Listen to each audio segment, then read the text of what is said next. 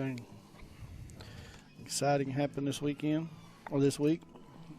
No. I live a boring life. It's basketball time now. Traded in cleats for sneakers. Couldn't talk him into the wrestling shoes? No. But if you've seen, his feet are blistered all to death. So I told him, I was like, good luck, man. You got some ugly shoes ordered. Did you see that nonsense? No. He ordered some purple and gold Pumas. I was like, Puma? I'm really ordering Puma? That's from back in our day. That's what I said. I have to show you these while we're waiting to get started. I mean, they're not ugly, but there is not what I showed him 100 pair of shoes, and he goes that. That's the ones he wanted. Yeah. They had them on sale, thank goodness, because I wasn't going to pay 120. But Clyde Drexler? Yeah. Is that who they are? Yeah. Clyde the Glide. Nice. Yeah, right. I like it. All right, let's do this.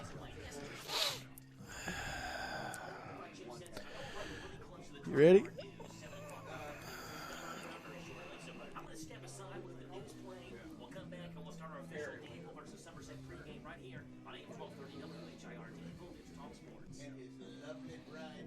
Uh-oh. Something in the network?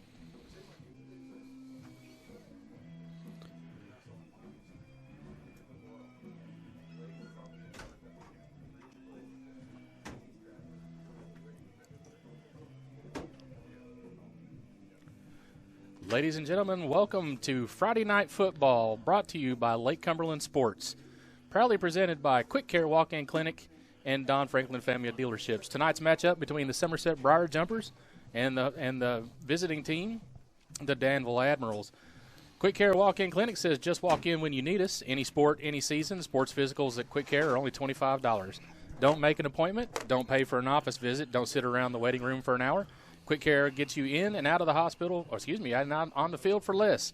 They're conveniently located right behind the hospital. That's the word I was looking for, just off Bogle Street in Med Park West, and they're open late, 9 to 7 on weekdays, 10 to 3 on Saturdays. Quick Care serving Somerset and Pulaski for over a decade. I was getting ready to tell the time before the game, so I guess we got about, quote-unquote, half an hour, or right at about 29 minutes. About 29 minutes. Unfamiliar sight if you're here at the ball game or if you're listening at home. Somerset comes out tonight and unveils a brand-new uniform.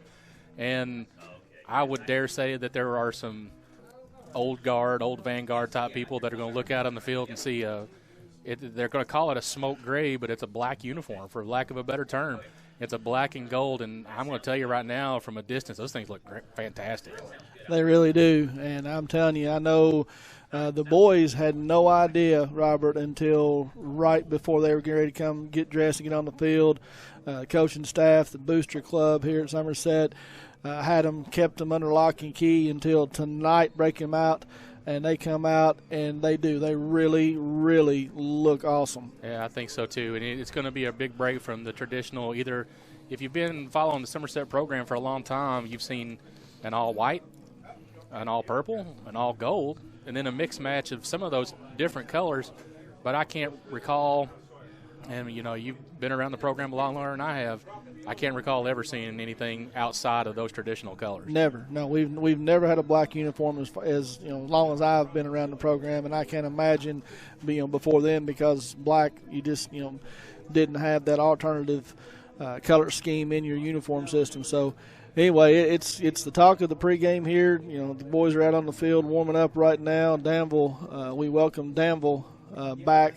Hopefully we won't be very good host tonight, but welcome Danville back to the Briar Patch here, where Somerset defeated Danville 40-21 back on October 11th, Robert, 4 weeks ago.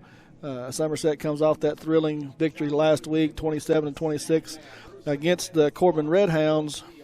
Danville last played 2 weeks ago against LCA and were defeated 38-13, but come off a bye week, well rested and injury free, and we had a couple of injuries last week. But looking out on the field, Jace Bruner and Mikey Garland both dressed and both ready to go tonight. Absolutely, and those are two names that you're going to need tonight, especially against some would say a very young and not very skilled Danville team, but I would say that's actually wrong. The young part, yes. The skilled part, no. When we saw them in action, about a month ago, that score isn't indicative of really how close the game, or wasn't how close the game was, because at one point Somerset was up 34-7. Yes, and then put in some of the younger talent, and the score kind of got a little bit closer, but it's not. It doesn't tell you, one thing or another about how good the Danville team is or isn't. And help me remember, if my memory serves me correct, which is not very often anymore, Danville had 2 turnovers their first 2 possessions of the game and set up Somerset on short fields, and they punched the ball in, and it was 14-0 before Danville even got off the bus, basically. Right, and I try to go back and watch some of the film of that, and that is correct. And we're going to need that same kind of effort tonight from a lot of these teams. What I hope is the team excited, fired up, especially to be donning the new uniform, and hopefully they come out and make a statement. The one thing you can't afford to do is, if you're going to kind of break quote-unquote tradition, is you come out and lay an egg. Yeah, and we've after the game last week, the RPI finished last week, and Somerset finished just 2/100ths, I believe it was, or less than 100% behind Mayfield. Mayfield jumped us last week, which gave us the number 3 spot. And for those of you, kind of wondering what that's going to do to the playoffs and travel-wise, so here's the breakdown. The way it stands right now is Somerset wins tonight, beats Danville. We definitely would be traveling to, well, let me back up. If Washington County pulls the upset, we would be home again next week. But if LCA does what everybody expects they're going to do, which is take care of business against Washington County, we will be traveling to Lexington next week, take on the Eagles of Lexington Christian Academy. If we take care of business there, we are at home in round 3. We are at home in round 4, and then would travel back up to Lexington to play at Kroger Field for the state championship. Yeah, and that's the outcome that everybody here wants. A big thank you to Don Franklin Somerset Family of Dealerships, Kentucky, for presenting tonight's coverage of high school football. Be sure to take advantage of the end-of-summer savings at any of their Somerset locations. Visit them on Facebook at Don Franklin Somerset Family of Dealerships, where they treat you like family. 24 minutes and 43 seconds left to go before the kickoff. Chris, any initial thoughts going into tonight's game outside of the injuries? Well, Danville, like we've talked about a couple of times, that, we got to see Danville at the beginning of the year in a scrimmage game against Southwestern, and both of us came away from that game not impressed. Right. But since that time, and even coming into the Briar Patch, we defeated them, and they come in on the year 3-6. They are a young team, but they, from what Coach Lucas has talked about and everybody else that I've talked about them, they have improved every game. And they do have some playmakers, led by Caleb Burns, running back, who is the number 2 running back in the state in 2A right now. 139 attempts, 1,054 yards, 14 touchdowns, averaging 7.6 yards per carry, and 132 yards average a game. And then Sage Dawson, the young freshman quarterback, who doesn't throw it a whole lot, but he's 68 of 134 for a 50.7 completion percentage, 744 yards and 6 TDs, but has thrown 8 interceptions. All right. And then Corey Don Crawford, their leading wide receiver, has 39 receptions for 397 yards, averaging 10.2 yards per reception on the game. So they have some playmakers, and what Somerset has to do is contain those guys, keep them in front of them, and they should be okay. Yeah, I kind of expect that to be the actual game plan going into it. I didn't get a chance to listen to Coach Lucas because you get the opportunity to go in and interview the guy. But the one thing that really concerns me at this team isn't the experience as much as the injuries. When I look at the injury report leading into the last game, you had Jace Bruner, who left the game early. You had Mikey Garland, who left the game early, and like you said, they're both dressed tonight. The one person that didn't dress last week is Drew Johnson. I noticed that he's out there in full uniform, but I'm trying to use I should have wore glasses. I say this every week, and I still yet to learn. But we got some kids that are on the sideline that I can't tell exactly who they are from this distance, but I'm not sure if any of them are key, quote-unquote, key injuries that could be a deciding factor in this game or not. Well, the big one I see down there, and I stepped away for just a second. I don't know if you brought it up or not, but standing right there just by the 50-yard line on one crutch is one Mr. Alex Miller. Right. Who is back, and that's great to see that young man out of the bed and upright. And I know he's out here, wanted to be out here to cheer on his teammates and his brothers against Danville, so it's great to see him. The only other one that Coach Lucas had talked about that would not play tonight was Justin Simmons. But I'm like you, there's a couple more down there that are dressed in street clothes that I'm not exactly sure who those are. Yeah, I know some of the freshmen were beat up and banged up. Just a couple of weeks ago, Jake Witt was up here with a broken rib or maybe just a fractured rib. And that looks like who that is down there with Alex, I believe. It could be. And but I can't see any numbers out there not dressed that I'm not expecting to get some immediate playing time tonight. Right. Some big games around the state tonight in the first round of the state playoffs. Actually, there was a game last night in 2A. Breathitt County at home took on Knox County Central and defeated them 48-6. So Breathitt County continues their undefeated season, and that will probably be an opponent that the Briar Jumpers would face in the third or fourth round here if we get that far. Fort Campbell takes on Mayfield over in the western part of the state tonight. Owensboro Catholic, another potential Briar Jumper opponent, taking on Todd County Central tonight. And then, of course, Washington County traveling up to Lexington to take on Lexington Christian tonight. And then there's another big one here in town, Robert, the rematch that kind of took everybody by surprise here a couple weeks ago. And Southwestern knocked off Pulaski County in overtime, and they are back over at Pulaski High School tonight, Southwestern and PC. If you're a family member or a friend or whatever, and you're listening to me say some names right now, and I'm incorrect, and I'm going to go ahead and apologize, but I get all my Pulaski and Southwestern news a little bit secondhand. Of course, the Polson kid that got hurt underwent, I think, some surgery, and yeah, he'll be expected back next year, but that's going to be a long recovery. But I've heard some sayings that there's a couple more key injuries on the Pulaski side that could really be of bad news for some Pulaski fans tonight.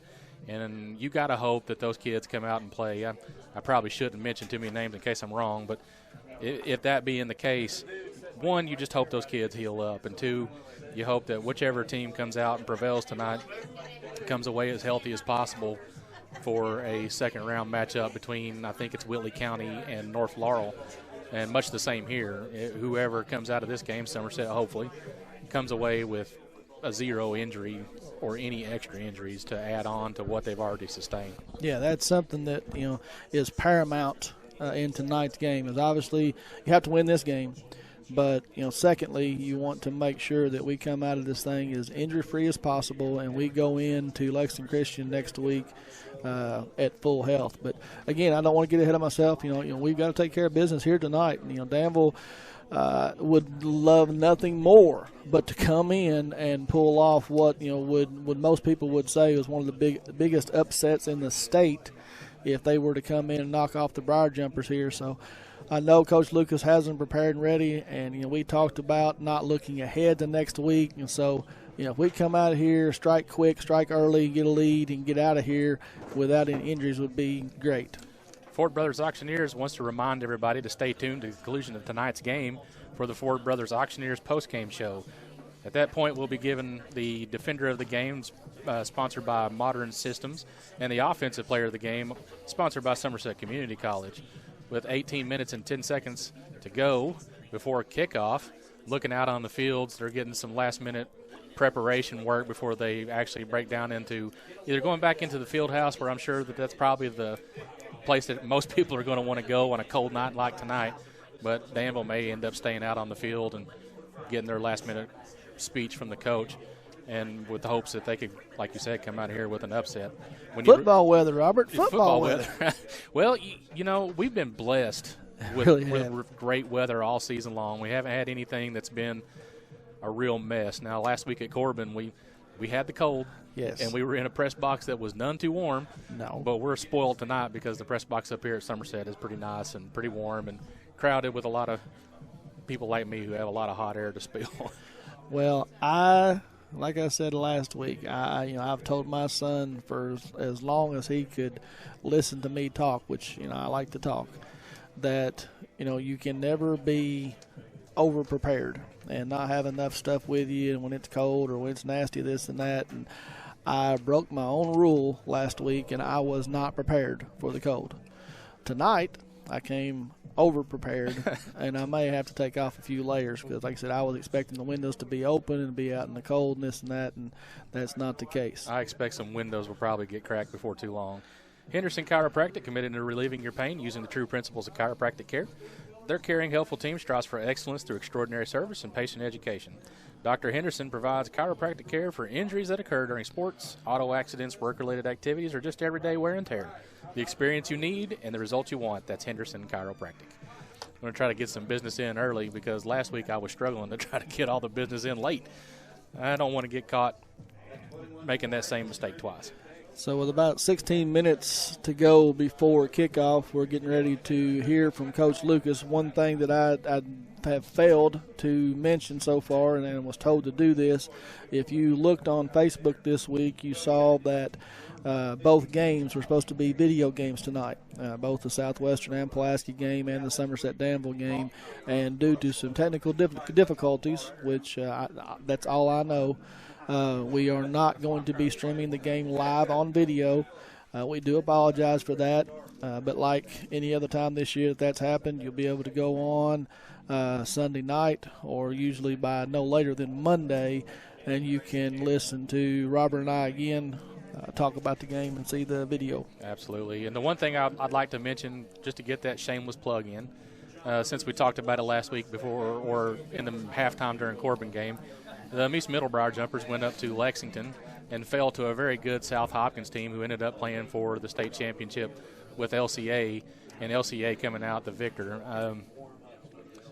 Get a little emotional if I'm not careful, but it's hard when a season is over and you see your 8th grade son actually finally, after all these years, shed a tear over a loss because you know that chapter of his football career comes to an end.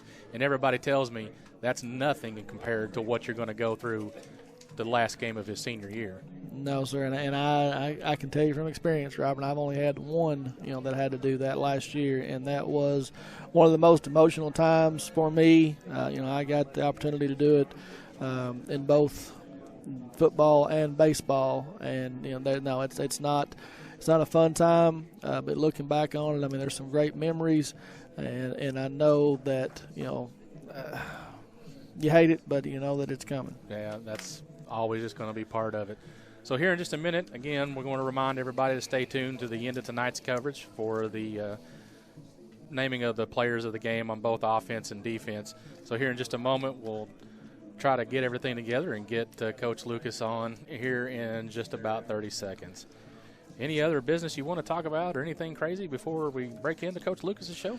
No, I think we are about ready to go, Robert. So here we'll listen to Coach Robbie Lucas here as he talks about this matchup here with Danville tonight. Welcome, everyone, to Lake Cumberland Sports pregame coaches show. I'm sitting down with head coach Robbie Lucas as we get ready for postseason play. Coach, the Briar Jumpers completed the regular season 9-1 with a thrilling victory over the Corbin Redhounds 27-26 last week, where the Somerset offense put up 526 yards of total offense, 310 yards through the air and 216 yards on the ground. Coach, in what was a very physical ball game, what did you see from your offense that you liked and took place in that game? Just what you said, it was a very physical game. Going into the game, we were missing 3 of our 5 starters that were down, so the 3 kids that stepped in and played exceptionally well. I got a text from Coach Haddox, very gracious of him, talked about how well the offensive line played, first level, getting to second level, blocking and covering things up. They were a big physical group, as you could tell by looking at them, and our men up front did a really good job of blocking. I thought our backs hit the hole well. I thought, we've got 4 or 5 people that we can put back there, and each one of them does a heck of a job when they get the opportunity. The O-line opened it, the running backs ran. I thought Kaya, Cade, the receivers, did an excellent job of running the offense. missed opportunities. I will say that. We had a few of those. But it was a game that we were able to capitalize in all three phases. We had a high snap on a punt. We pick up a first down. Our defense steps up and gets a stop at the end of the game. They also get a stop on a 2-point conversion that we had a couple or 3 weeks ago. Offensively, we were able to score. We scored quickly. And we also had some drives as well. So it was a really good game for us. Just a really physical and brutal game on the sideline, though. Yeah, it was. And you talk about in that game, Jace Bruner this week, committed to the University of Kentucky, had a big night in the backfield, 8 carries for 91 yards and a touchdown. It seems like, he just ran through contact all night long. Kai Sharon, 11 for 60 yards, rushing out of from the quarterback spot when he had to pull it down and run.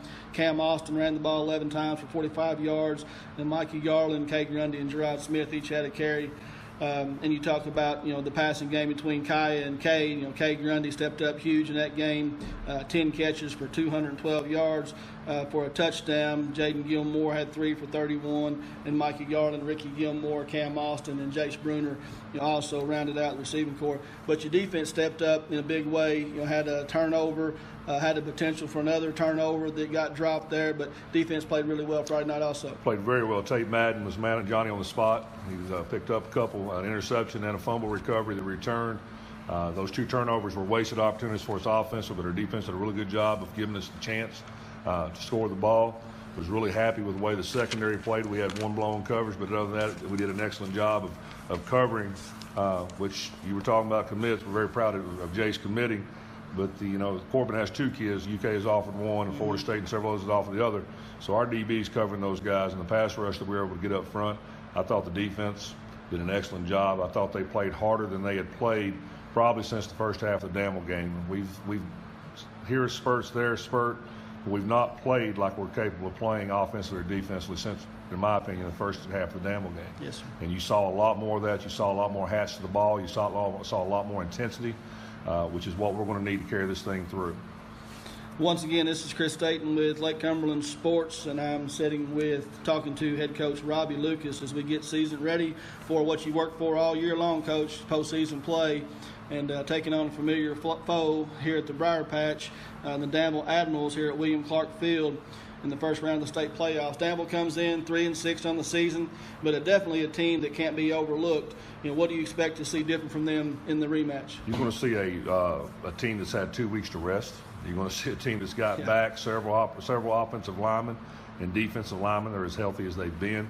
A team that has a lot of athletes, as we saw in the first round with those guys that we went with them.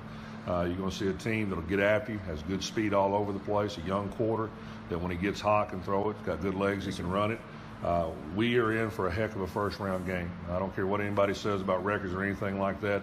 Danville is a very good football team. Danville could easily end our season. The first round we played them, the first time we played them, they turned it over, they fumbled it, they threw picks, there was untimely penalties. A lot of things that young teams have done, watching them over the last couple of weeks, you don't see that team much anymore. You see a team that's kind of grown and matured. I am quite sure they would love nothing more to come in here and knock us off. I think you're going to see a lot of intensity. I think this is going to be a dogfight from the very first kick to the very end. Yes, sir. And I know you well enough to know that you're not overlooking anybody looking on the next round or anything, but I will say, looking at it right now, Somerset has, in my opinion, the toughest path in the state to get to the state championship. When you look at, we beat Danville Friday night, have to travel up to Lexington and beat Lexington Christian, and we do get back home, but then you're looking at a possibility of taking on Owensboro Catholic, a Breathitt County, and then a Mayfield in the championship. So it is absolutely brutal. As we look at it and talk about it, I'm glad you were able to figure it out with the RPI stuff. Evidently, we were 1/1000th of a point off. Yeah. Somehow, some way, after beating a very good Corbin team. I'm not good at math, so I'll leave that alone. But it is a difficult path that's planned for us. To be quite honest with you, you're going to have to beat them to get there anyway. We are not looking ahead to LCA. If something happens and we don't come out with a win on Friday night, it won't be because of that. It'll be because Danville outplayed us, and Danville has that capability. They're big up front. They lay on you. They do a lot of good things. They use that speed. They're very well coached. That record, we're all 0-0 right now. All it takes is one slip up and you're packing up your equipment on Monday. So we've got to be very careful, very leery of that. But if we are fortunate enough to get past it, the path does get extremely tough and rocky along the way. Hopefully we'll get healthy at the right time, get to playing the way we have been, and do the necessary things to take those steps. talked about the injury bug a little bit. I saw Jace coming in, talked to him. He said he was feeling great. He got dinged up in the Corbin game last week. Mikey Garland, dinged up as well, but looking to get some guys back into the starting lineup that you've been missing. How's injuries look this week? As of right now, the only one we'll miss is Justin Simmons for sure. He had a head injury last week, so he'll sit this past week and probably had one of his better games. The rest of them that are beaten, banged up will play. It's just a matter of how much they'll play, what they can do, pain tolerance and things like that. It has been a very physical season.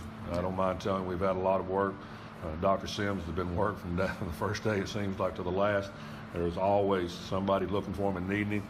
He's done an excellent job. Jace, I was worried that he played his last high school game after watching the film. He told me Saturday morning at the 8th grade championships up there, the semifinals, that he was good to go. He's a lot smarter than me because he is. He looked really good in practice this week. Mikey has looked good up until Thursday. A little hiccup then. We'll see how that goes. But the kids, for the most part, will be back. We'll get some kids. Ben Simmons, for the first time since probably Beechwood, if I remember correctly.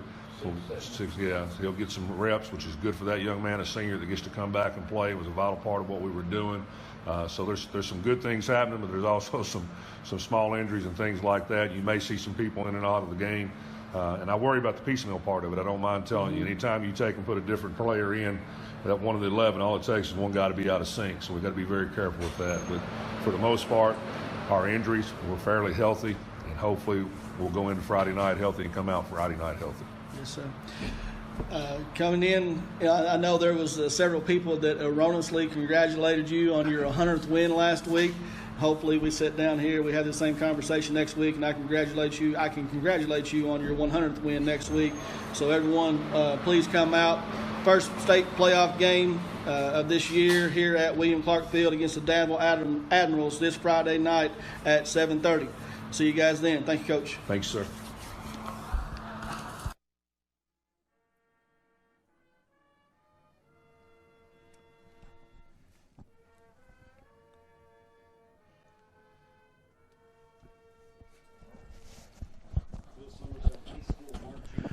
Welcome everyone back to William Clark Field here, the home of the Somerset Briar Jumpers. We just got finished with the Coach Robbie Lucas show and the Somerset High School band out here on the field, bringing us our national anthem when we are right at 5 minutes from kickoff. Robert. Well, the Trader Jack's Passion Report tonight is brought to you by Trader Jack's. Get game day ready at Trader Jack's in Grand Central Place, open 7 days a week and locally owned and operated. Means you will get personal and friendly service so that you can put together that perfect outfit or accessorize to make yourself look fabulous.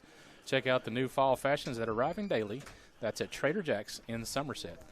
Tonight, if you look across the field and you're looking at the Danville Admirals, looks like they are wearing a silver pant with a white jersey with blue letters and their traditional silver helmet with the blue anchor. Somerset tonight comes out in a completely different look. Has a smoke gray, but it looks black uniform with gold numerals, with some gold and purple highlights in the uniform and their traditional gold helmet. And again, that fashion report is brought to you by Trader Jack's. Keys to the game tonight. The keys to the game are brought to you by Century 21 Advantage Realty, Key Associates Realtor Kathy Sears. If you're in the market to buy or sell a home, be sure to call Kathy at 606-875-2120. Chris, if you're coaching the Danville Admirals tonight, what do you tell them to do to try to come away with a win? Take care of the football. That's one big thing. I mean, the team, coaches speak, cliche, this and that, a whole 9 yards, is the team that doesn't turn the ball over has a good opportunity to win the ball game. But I think that is paramount for this Danville team tonight, is they have to avoid the turnovers, do not allow Somerset to have the short field, and keep them from scoring quick early and often. If you're Somerset and you're trying to tell your guys what to do to get ready for tonight's game to try to come away with a victory, what are you telling them? You got to contain the outside. Do not let the playmakers for Danville beat you around the edge and get into space. So keep those guys in front of you. And conversely, this young quarterback, Sage Dawson, for Danville is a little bit turnover prone. You want to, get him uncomfortable, shake him up in the pocket a little bit, and let's see if we can't get him to throw a couple more interceptions tonight. The audio for tonight's game is sponsored by Buffalo Wings and Rings. Be sure to tune in to LakeCumberlandSports.com and Lake Cumberland Sports on Facebook to make sure that you know when the next live feed will be. Buffalo Wings and Rings in Somerset. Wings created your way, always fresh and never frozen burgers. 2 minutes and 28 seconds left to go before kickoff. I failed to get the numbers for tonight's captain's game. Did you get that one? I got you. Good deal. Oh, captains for Somerset tonight met at midfield were number 2, Kai Sharon, number 69, Jacob Graybill, not JJ, his dad, number 1, Jace Bruner, number 39, Kel Todd, and for Danville you had number 44, Eli Tibbles, number 33, Seth Gosser, number 52, Hezekiah Thornton, and number 34 was Darian Bell. And Danville won the toss and elected to defer to the second half. And so the Briar Jumpers will be receiving the ball first, going from left to right, and be fielding the ball in the left end zone by the field house. Getting some reports here that they're having some trouble picking us up on audio. Maybe might want to check that just to make sure. We were having some issues before the game, but it shows us live and on the air, so I'm not sure if you're at home and you're hearing anything or not hearing anything, just let us know, because I'm not sure if we've had one of those errors before, but it shows us live and we got audio going, so I'm assuming we're recording. If by some chance if you can't hear the game, be sure to stay tuned to Lake Cumberland Sports and check the feed, because once they put the video up, they always do a really good job of putting the audio up as well. But I don't see anything that indicates that we are not on the air, so I'm not real sure. Well, okay. What do you think? Anything? Well, we're getting ready to get started here. Like I said, I don't see anything. Everything that shows that we are going. We have 13 listeners at this point right now, so I don't know if it's a matter of they just can't hear us or there's nothing at all. So we'll try to get some reports back. If any ones that are listening to us right now, if you could just give us a thumbs up, yeah, we're good. No, you're not having issues, anything like that. That would be very helpful. Yep, I'm in the middle of trying to text somebody, and it says it's not there either, so I'm not real sure what's going on. So hopefully we didn't miss a step along the way. Everybody's getting ready to line up for the kickoff, getting ready to get started here in just a minute. Got to hope for some early fireworks from the other side, from the Somerset side of the team, the ball here, because as they get ready to kick off, knowing that they won't get that one Madden rule we've been talking about, that extra possession to start the game, needs something to start here. So it's picked up right at the 30-yard line by Gilmore, and he's going to bring it up across the 40 up to the 42, where the Briar Jumpers are going to start 1st and 10 on their first possession of the night. Not a bad return to start the game, is that pooch kick that Somerset seems to be so set to use every time, and Danville's used it against them, because I'm sure they're not going to kick off to Kate Grundy any time that they can this game. No, can try to keep the ball out of our playmakers' hands as well. So, and try to do a little better job getting some stats together for everybody tonight. I'm slowly trying to figure this stat thing out. Kai Sharon breaks the huddle. He comes out empty backfield, 3 receivers to the left and to the right. He sends man in motion, Cam Austin. He's looking down the field. He's got Jaden Gilmore just across midfield at about the 47. He turns around, and he's wrapped up there by a host of Admirals on the play. But that is going to be enough for the first L&N Federal Credit Union first down of the night. You can tell that jumper line is much stronger when you've got Drew Johnson and Ben Simmons. We should mention that he's back on that offensive line tonight, and it bought all kinds of time for Kai to make a play downfield. Yes, sir.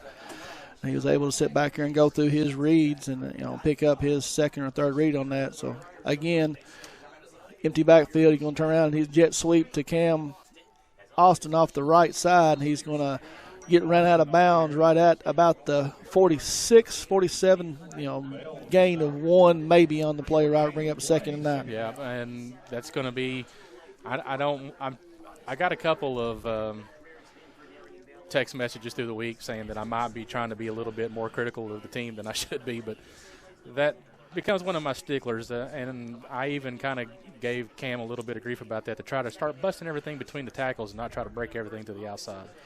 So 2 receivers to the right, 1 to the left, tight end on the left side. He's got Gerard Smith in the backfield with Kai, and he's going to fake it and keep the ball himself, and he rolls off a would-be tackle right at the 45 and down to about the 41, where it's going to bring up a short, well, not really short. It's going to bring up third down and about 4, looking for their first or the second first down of the night. Yeah, that's the dangerous part of Kaya's game, and I know I've said this a million times all year long, but the ability to tuck the ball and run. And one thing I did like about that run, he actually tucked the ball for some ball security. So same formation again, 2 receivers to the right, 2 to the left. He's got Gerard Smith off to his right in the shotgun. He takes a snap. He drops back to pass. He's got Jaden Gilmore out there at the 35-yard line. He bobbled it, but came up with it, and then gets on down to about the 33, where that's going to be another L&N Federal Credit Union first down for the Briar Jumpers. I like the fact that the passing game isn't trying to pick up all yardage in one play, where they're slowly trying to pick up the small yardage and keep the chains moving. So 1st and 10 for the Briar Jumpers here. They end up marking it right at the 33-yard line. So moving right down the field here with 10:30 to go in the first quarter, scoreless ball game. Shotgun formation. Backs in the backfield is going to turn around, a little counter play to Gerard Smith off the left side, and he gets it up across the 30 to about the 20. They're going to spot it at the 30. Gain of about 3 on the play. Going to be 2nd and 7. Yeah, a good tough run by the young man. Again, when you're 6'3", 230 pounds, and you run behind the pads as well as he does, he looked like he was stopped right at about the line of scrimmage and got a couple more yards out of it. Come out again, 1 receiver to the right and 1 to the left. 2 backs in the backfield beside Kaya. Kaya's going to turn around, hand it off to Cam Austin around the right side. He's sweeping, gets about to 30. Across the 30 to the 27, he gets up in it right there, and the ball is going to be down at the 26-yard line, where it's going to bring up about 3rd and 3. 3rd and 3 is not a good position to be in. It was a good hard run to the outside by the young man, and I thought, looking at it from this side of the field, that's the hardest thing for me, and just watching the game, is to try to figure out where the ball's spotted on the closest side of the field according to the ball marker on the opposite side of the field. Yeah. Little pistol formation this time. He's got Cam Austin behind him, and it's just going to be a straight keep by Kai Sharon right up the middle, and he's going to dive across the 25 down to about the 22-yard line, and it's going to be another L&N Federal Credit Union first down for the Briar Jumpers. Got that slow, methodic offense going on, and I actually kind of like that, because that's, I think, the sustained drives to keep the ball out of the offense of the Danville Admirals might be one of the keys that maybe I should have thought about before the first of the game when we were trying to figure it out. But so far, working very, very well. Jaden Gilmore goes wide left. Kay Grunning goes wide right. Kai's going to turn around and hand the ball off to Cam Austin right up the middle. And he's going to get down to about the 19-yard line. So that's going to put the Briar Jumpers in the Rick Barker and Gotta Be Realty and Auction red zone for the first time tonight. 2nd and 6. 2nd and 6, not a bad place to be. Anytime that you can pick up 4 yards, 4 yards plus 4 yards plus 4 yards is always a first down. 2 receivers to the right, 2 to the left. Got Gerard Smith in the backfield beside Kaya. He bobbles the snap, and there's flags on the play, and they blow it dead. So we're going to have a false start on the Briar Jumpers. They're going to back them up about 5 yards. Yeah, you don't want to get those called early and often on this team. That's been one of those things that they've got to clean up. I don't mind the 5-yard penalties, but the one thing that we saw this last week against Corbin, it was a 15-yard penalty here, a 15-yard penalty there, and they both stopped drives and they continued drives for Corbin. Big penalties last week really hurt us. So if they went and talked about that, referees got together and decided that was, in fact, the play. So it's going to back them up 5. So it brings the ball back outside of the red zone down to the 24-yard line now where they spot it, where it's going to be 2nd and 12. Yeah, first negative play of the game. Let's hope that's the last. So same formation, 2 receivers right, 2 to the left. Gerard Smith just off to the left of Kai Sharon. He goes a hard count, and it draws off the defensive line for Danville. So we're going to pick up the 5 yards right back down to where we were at, back into the red zone, and it's going to be 2nd and 7 again. That's one of those plays that seems to be a bread and butter type play in the Somerset offense. The hard count to try to draw the defense off sides, and good time for it, because what was a 2nd and 12 now becomes a 2nd and 7. And that's the nose guard sitting right over top of the football, who should not be the man that jumps, but he did. So Kai's going to roll out to his left. He's looking to pass. He's got Grundy at about the 8-yard line, and he is going to complete the pass and that was not Grundy. That was Carson Guthrie. These new uniforms have a little bit smaller number on it. How I got 7 from 30, I have no idea. But it is going to be an L&N Federal Credit Union first down for the Briar Jumpers. First and goal from the 2-yard line. Yeah, I was saying to myself before the game started that it was easy to see the numbers, and then as they get further and further away, my eyesight starts to fail me. Power I formation. Cam Austin in the backfield. Kai turns around, hands it off to him. He takes a slide step off to the right, gets down to about the 1. And again, this Danville defense, they did the same thing to us here 4 weeks ago. We got down inside the 5-yard line, and Danville's defense stiffened and kept the Briar Jumpers out of the end zone. I was just thinking the same thing. It was 4 plays in a row from the 1-yard line, and somehow they found a way to stop it. But I still haven't seen them give the ball to either Mikey or Chase Bruner yet. Well, and we talked about that earlier during the pregame show, and after this play here, I will let you know something I found out. So Kai's going to turn around and hand it off to the first man through this time, and he's hit right at the goal line. He's still got his feet moving, but it's going to be stopped again. So another stop by the Danville defense right at the goal line for no gain. It's going to bring up 3rd and goal. Who was it that was carrying the ball that time? Was that Cam Austin again? No, that was I think it was Dylan Keith. Oh, good for that young man. Okay, but, so anyway, so Jace and Mikey both are going to play on defense, but they are going to be used sparingly on the offensive side of the ball unless they just absolutely have to. Well, that probably makes sense. Pitch play to Cam Austin around the right side this time, and he is going to get in the end zone this time.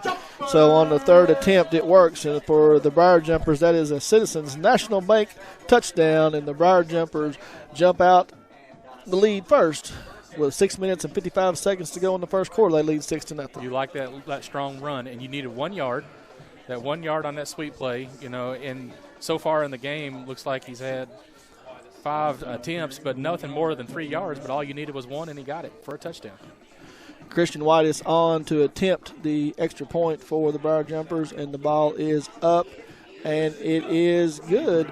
And so with 6:55 to go on the clock, the Briar Jumpers lead 7-0. Good luck to local teams in the postseason from Alton Blakely Honda. Stop by our dealership to see the Happy Honda Sales Days event going on now. Go to abhonda.com for details. With 6:55 to go on the Randall D. Turpin scoreboard, Somerset leads 7-0. Still getting text messages, so I'm not sure if maybe it's just not live completely tonight or not. So I know that you said that you got a few listeners online, so if you're one of the listeners and want to send me a text message right now, that'd be great. So you got 21 online, so they must be hearing something because I think they'd check out if not. Yeah, so I don't know what's going on right now, but again, anybody that can let us know, hear anything, please do so. Maybe we can try to correct it or take care of it. But as we get started here, Daniel Whitus is going to put the ball down at the 40-yard line, and Christian Whitus, and he kicks it down to about the 15. It takes a big hop and gets past the return man back to the 5-yard line, and he's looking to try to find some kind of room, and there's just not a whole lot there. And the Briar Jumpers are going to bring him down right at the 10-yard line. Caleb Burns trying to bring that ball back upfield, and there just was nothing there. That's the first time I've seen them kick past the 30. And game after game after game, that might have taken the whole Danville team on surprise as well. Yeah, and Mikey Garland was out there on the kick coverage. So I think what I was told is they're just trying to protect these young men a little bit. I see Jace Bruner is out there at his middle linebacker spot along with Kel Todd. So we'll see. Sage Dawson for Danville comes out in a pistol formation, and he has Burns behind him. He turns around and hands it off to Burns. He bounces around the left side, and he has some room all the way up to about the 20-yard line before he is dragged down on the play by Chaz Gilmore, but not until he picks up about 12 on the play, Robert, and it brings up a big first down run. And that could be the hindrance of the injury that Mikey Garland could be facing because it ran it to the right, that same side of the field that he was on. And Garland is back out there as soon as you say that. Yeah, well, he may have got sucked in on the defense and didn't play contained real well or something. But, kudos really goes a lot to that Danville offensive line because up front they're stout. Yeah, well, Mikey was not out there on that last play, well, and then they never ran mind. him out there, and Burns tries to run a little sweep around the left side this time, and there's nowhere to go, so a very short gain. It's going to bring up 2nd and 9 for the Admirals right at the 23-yard line. Well, Katie, your mom, if Mikey's mom's listening to me and I called the wrong kid, I do apologize. Again, 25, 23, I don't know. Maybe I'm just seeing the numbers incorrect. Dawson has got a wing formation here. He takes the snap. He's looking to pass, and it's going to be a backward pass to the right side, a little screen out to the right. The receiver takes the ball across the 25 up to about the 26-yard line, where he is brought down by Kel Todd, and Kel brought him down by himself, but it's going to bring up a long 3rd and 6 on the play for the Admirals. One thing I've noticed about this Danville Admirals team is they've opened the playbook up a lot more since we've seen them last, because that's not 3 plays in a row where they run a basic run play every single time. Turner Realty Group 3rd down here, opportunity for the Briar Jumpers to try to get off the field, but as soon as we say that, Danville comes up a little hard count of their own and draws the Briar Jumpers offside. So what was a long yardage 3rd down now becomes a 3rd and 1 right at the 31-yard line. Yeah, untimely for that penalty to happen. Now you got to hope if you're on the defense you can come up to the line on a quick movement and try to get some of these offensive linemen to jump and give those yards back. Well, now what you're going to see is Sage turn around and hand this ball off to Caleb Burns and let him try to pick up the 1st down. He just turns around and hands it off, and he's hit in the backfield, and he's stopped. Briar Jumpers brought a little pressure up the middle, so hand it off to the 2nd leading rusher in 2A right now, and he is dropped for about a 2-yard loss on the play. The ball goes back to the 29-yard line where it's going to be 4th and 3, and Coach Clevenger is going to send on the punt unit. That was a pretty impressive stop, and when you needed it the most, a 3rd and 1 becomes now a 4th and 3 against a team that, like you said, has the best rush or the 2nd leading rusher in Class 2A. So Kay Grundy is going to drop back at about the 40-yard line, and the ball is punted. It's a nice, high, tight spiral, and Cade's going to call a fair catch right at the 40-yard line as he was getting Danville Admirals surrounding him there. So the Briar Jumpers will take over their 2nd possession of the night with 4:12 to go in the 1st quarter from the 40-yard line. Entrust Counseling is proud to offer psychiatry, counseling, case management, medication assistance, and family practice services all under one umbrella. Please call them at 676-0638 or check out their new website at entrust-healthcare.com to get services started today. You can also find them on Facebook. With 4:12 left to go in the 1st quarter on the Randall D. Turpin scoreboard, Somerset still maintains the lead 7-0. Kai comes out in pistol formation. Gerard Smith off to his right. Cam Austin behind him. He's got Gilmore split out wide left. Grundy split out wide right. Going to turn around, play action, face to Cam. He's looking down the field for Grundy. He had him behind the defender, but he's going to break it out of the left side. He's going to scramble up across midfield down to about the 47-yard line where he's going to pick up a 1st down, and it's going to be another L&N Federal Credit Union 1st down for the Briar Jumpers. Good hard run by the young man and able to tuck the ball away. Again, he's not running with the ball in front of him, and I do like that part of his game for a good 13-yard gain. So 1st and 10 for the Briar Jumpers right here at the 47-yard line. Kaya breaks him out of the huddle. Same formation. Gilmore to the left, Grundy to the right. Pistol formation, takes the snap, turns around and hands it off to Cam this time. Cam makes a nice bounce move out to the left side. Wasn't a whole lot up the middle, but he's only going to pick up about 2 on the play, and it's going to bring up 2nd and a long 8. Really probably only gave him 1, so we'll call it 2nd and 9. Yeah, and it's a good run by the young man, and he found the hole initially, but there was somebody that just stepped up and clogged it completely. He tried to break something to the outside, and the speed of the Danville defense is probably the strength of what they put on the field. This time, Briar Jumpers come out, 2 receivers to the right and 2 to the left. Gerard Smith in the backfield with Kai. He rolls out to the right. He's got Grundy at about the 42. Makes a move, makes a man miss. Stiff arm down to the 20, all the way down to the 15, and he is going to pick up a big gain on the play, and it's going to set the Briar Jumpers up in the Rick Barker and Gobby Realty and Auction red zone, and that is another L&N Federal Credit Union 1st down for the Briar Jumpers. Yeah, that's a big gain, and that was the first time that Grundy's had the ball in his hands and almost took it in for a touchdown. What a beautiful run. Hey, that guy looks familiar.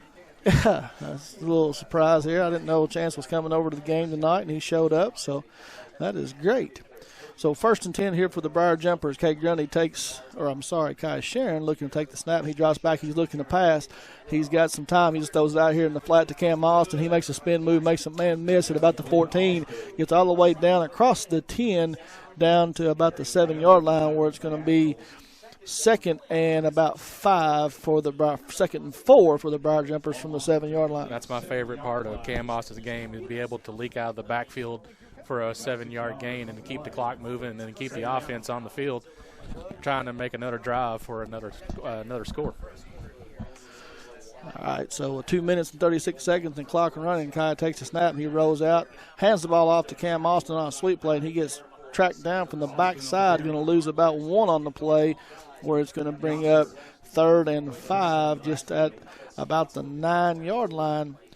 So the Danville defense, once they get in the red zone, they stiffen up and do a really good job. Yeah, the weakness in the Danville defense is that little short out pass that Somerset's connected on already for a few times.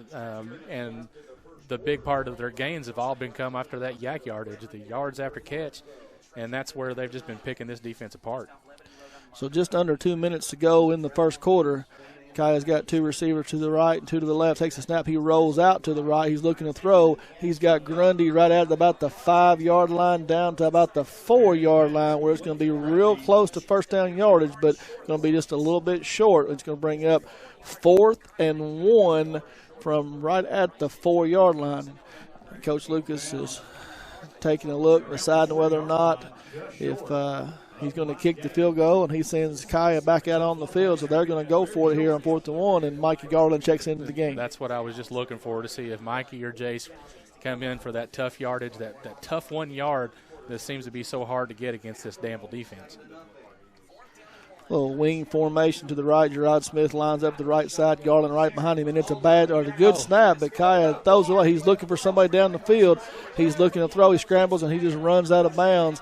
So the ball went right through Kaya's hands, and he was looking to make a play, and there just was nothing there. So a big stop by the Admirals there. It keeps in the Briar Jumpers out of the end zone. So with 1 minute and 36 seconds to go in the first half, Briar Jumpers can't capitalize, and the score stays 7-0. Magic Monograms has moved to 110 Creek Terrace, conveniently located off North Highway 27 between Big Lots and Backyard Burger. The place for custom embroidery, screen printing, and so much more. They can put your designs on medical and athletic uniforms, corporate and school apparel. Find them on Facebook. Search Magic Monograms and Embroidery in Somerset, Kentucky. That was the second negative rushing attempt in the game for Somerset. Dawson looking to take the snap. He's going to keep it himself. Rolls out to the right side. He gets hit and tries to throw it. I don't know if they're going to call the pass, and they're going to say it's an incomplete pass. So Dawson was able to use his athletic ability there to avoid the loss and the sack, and then throws it away and gets the incomplete pass. Well, good thing that ball went just enough forward for him to say that it was an incomplete pass, but what if I just disagree? Well, I couldn't really see if it got knocked loose or not, but the ball did go forward, so I'm thinking he got his hand on it and just threw it away there and avoided the sacks, which is going to bring up 2nd and 10. Going to send a man in motion from right to left, turn around and hand it off to Burns along the right side. He gets hit right at the line of scrimmage, bounces off a tackler, and then about that time, here comes Mikey Garland and a host of other jumpers to bring him down for a very short gain on the play. About 2, puts the ball right at the 15. It's going to be 3rd and 8, and that's going to be another Turner Realty Group 3rd down opportunity for the Briar Jumpers to get off the field again. I like the aggressiveness of the defense early in the game, and they've been flying to the ball, and that's exactly what you needed. Outside of that first rushing play, it's all been short yardage or negative yardage since. So Dawson sends a man in motion from left to right. He drops straight back looking to pass. He's got a man across the middle of the field, and there's a great coverage by Tate Madden, but he's going to complete the pass right at the 40, and he gets down the sideline, and he is going to go all the way down into the end zone, and that's a complete pass to Darian Bell, and it's going to go 86 yards, and the Admirals have tied this game up with 37 seconds to go in the first quarter. That was a good pass play, and the coverage was right there. Danville, he had a small step on Madden, and he tried to reach out and tried to strip the ball and make the play on the ball, and just able to break free from the coverage and run it 86 yards for the score. So the kick is up, and it is short over the crossbar, but they are going to tie it up. So with 37 seconds to go in the first quarter, in a game that, you know, a lot of people thought that would be closer than some of the scores predicted, and it's tied up 7-all. At Widest Cabinets, they provide their customers with friendly service. They value your business as it's our mission to provide reliable products and services. The courteous and professional team at Widest Cabinet Design Center can turn your vision into reality. Visit the Widest Cabinet Design Center on the corner of South 27 and Slate Branch Road to learn more about what they can do for you. With 37 seconds left to go on the Randall D. Turpin scoreboard, score is now tied, Somerset 7, Danville 7. And I'm going to ask all of our listeners to be patient with us. We're going to take a little bit of break right here and try to get our audio up and running, and we'll be back to this as quickly as we can.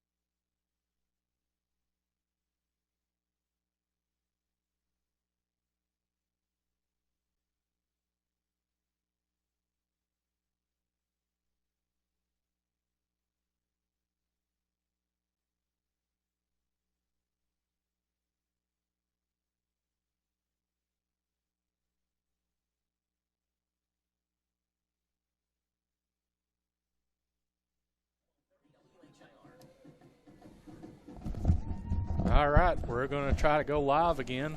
Sorry for any of the confusion that might have been online. We were notified by quite a few people that there was no audio seemed to be playing.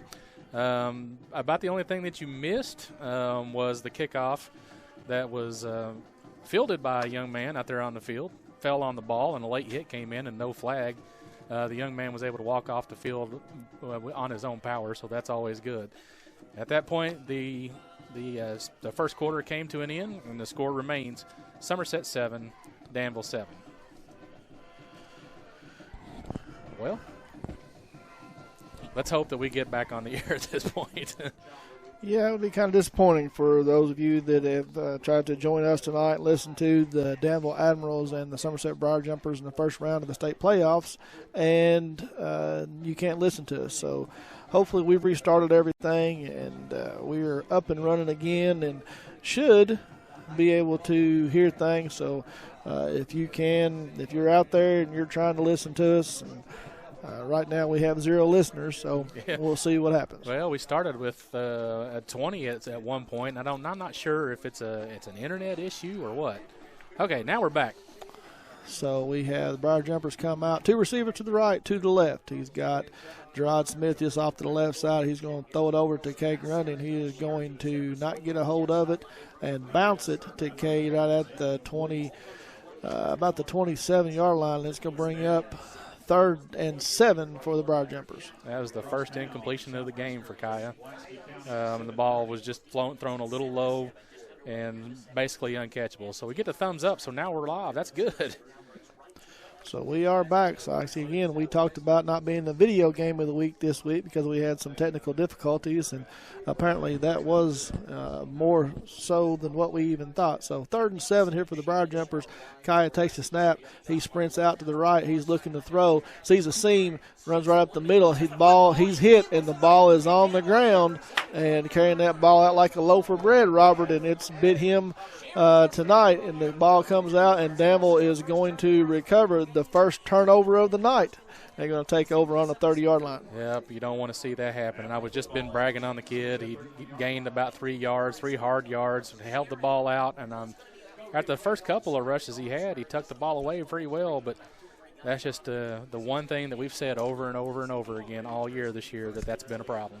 And running right up the middle, and he trying to avoid a tackler, and he got hit from the backside, and they were targeting that football, and they were able to knock it loose out of his hands, and there was no Briar Jumpers around, and Danville fell on it right at the 30. So first down for Briar Jumpers. Dawson takes the snap. He turns around. He fakes it to Burns, throws it out here to the right side, and it falls harmlessly incomplete, and there is a flag in the backfield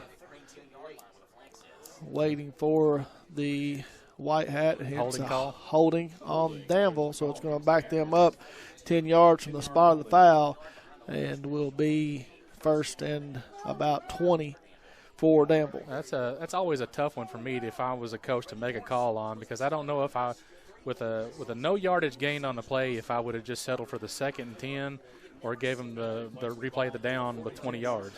Well, Danville has in the past. Now, on the extra point, it sure didn't look like it, so maybe the young man is out there, but they normally have a very good field goal kicker. And so back him up 10 yards, send the man in motion here. Dawson takes the snap. He turns around, hands it off to Burns off the left side. He makes a cut back around the left side across the 40-yard line down to about the 38, and it's going to be 2nd and about 15. Yeah, and how 5. he got 5 yards on that, I'm not real sure, because it didn't look like he sure moved 15 feet, but I'm not going to question the referees. They're always right, correct? No. That's another thing I was fussed at. It's like, be nice, Robert.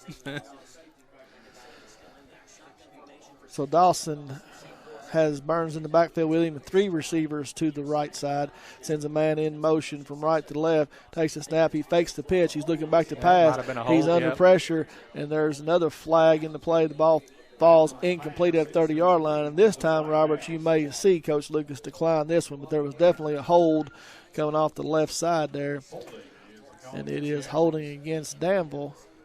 And I still haven't seen them either mark or decline the penalty at this point. And looks like they're going to take it.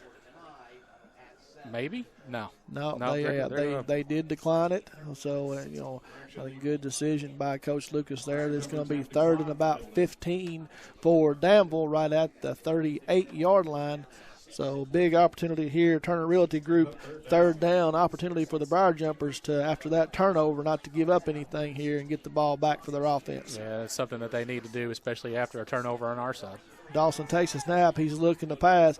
He's going to throw it out here short across the 35, and it's going to bounce off the intended receiver's hands. He was looking for number 6, Trey Dawson, and he just did it a little bit low. The ball falls incomplete. So after a turnover at the 30-yard line, 2 holding penalties on Danville, you're going to go back, and it's going to be 4th down. And Coach Clevenger has decided to leave his offense on the field. Looks like they're going to go for it here, Robert, with 10 minutes and 50 seconds to go before half in a tie ball game. That might be a little bit surprising to me. I'm expecting that they're going to try to draw them off sides first.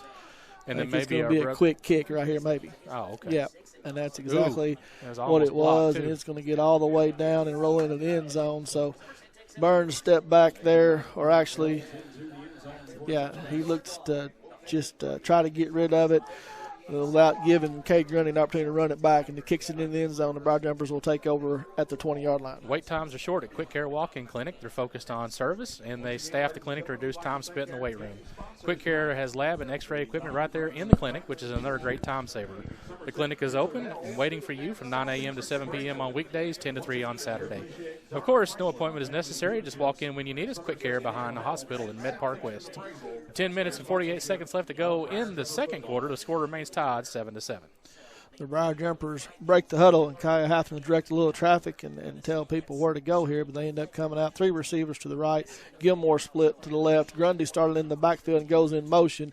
Kaya drops back to pass. He's got man right there, Cam Austin, right there at about the 30-yard line. He gets hit immediately, but breaks a couple of tackles, and he gets all the way across the 35 up to about the 38, where that's going to be a first down for the Briar Jumpers. Another L&N Federal Credit Union first down for the Briar Jumpers. Threw that one right on a rope, right to Cam Austin, with a secondary defender trying to creep up on him. Was able to make the play just in time, and a little spin move to get an extra yard or 2. So just like the first drive of the night that we saw, Robert, Kaya was able to sit back in that pocket, and the offensive line did a great job giving him time and going through his progressions. So Briar Jumpers come out, 2 receivers to the right, 2 to the left. Gerard Smith in the backfield. Kaya rolls out to the left. Now he's under pressure. He's looking to throw it, and he throws it just enough out of bounds to where it's going to be incomplete as the Danville Admiral defender goes hurtling over the bench over there on the visiting side. I hope that young man is okay, and he does bounce up and come back onto the field of play. Yeah, the only thing that concerns me just a little is Kaya gets up, and he's walking a little gingerly on one ankle. I hope he didn't come down and land a little bit crooked on it. Maybe it's something he can walk off.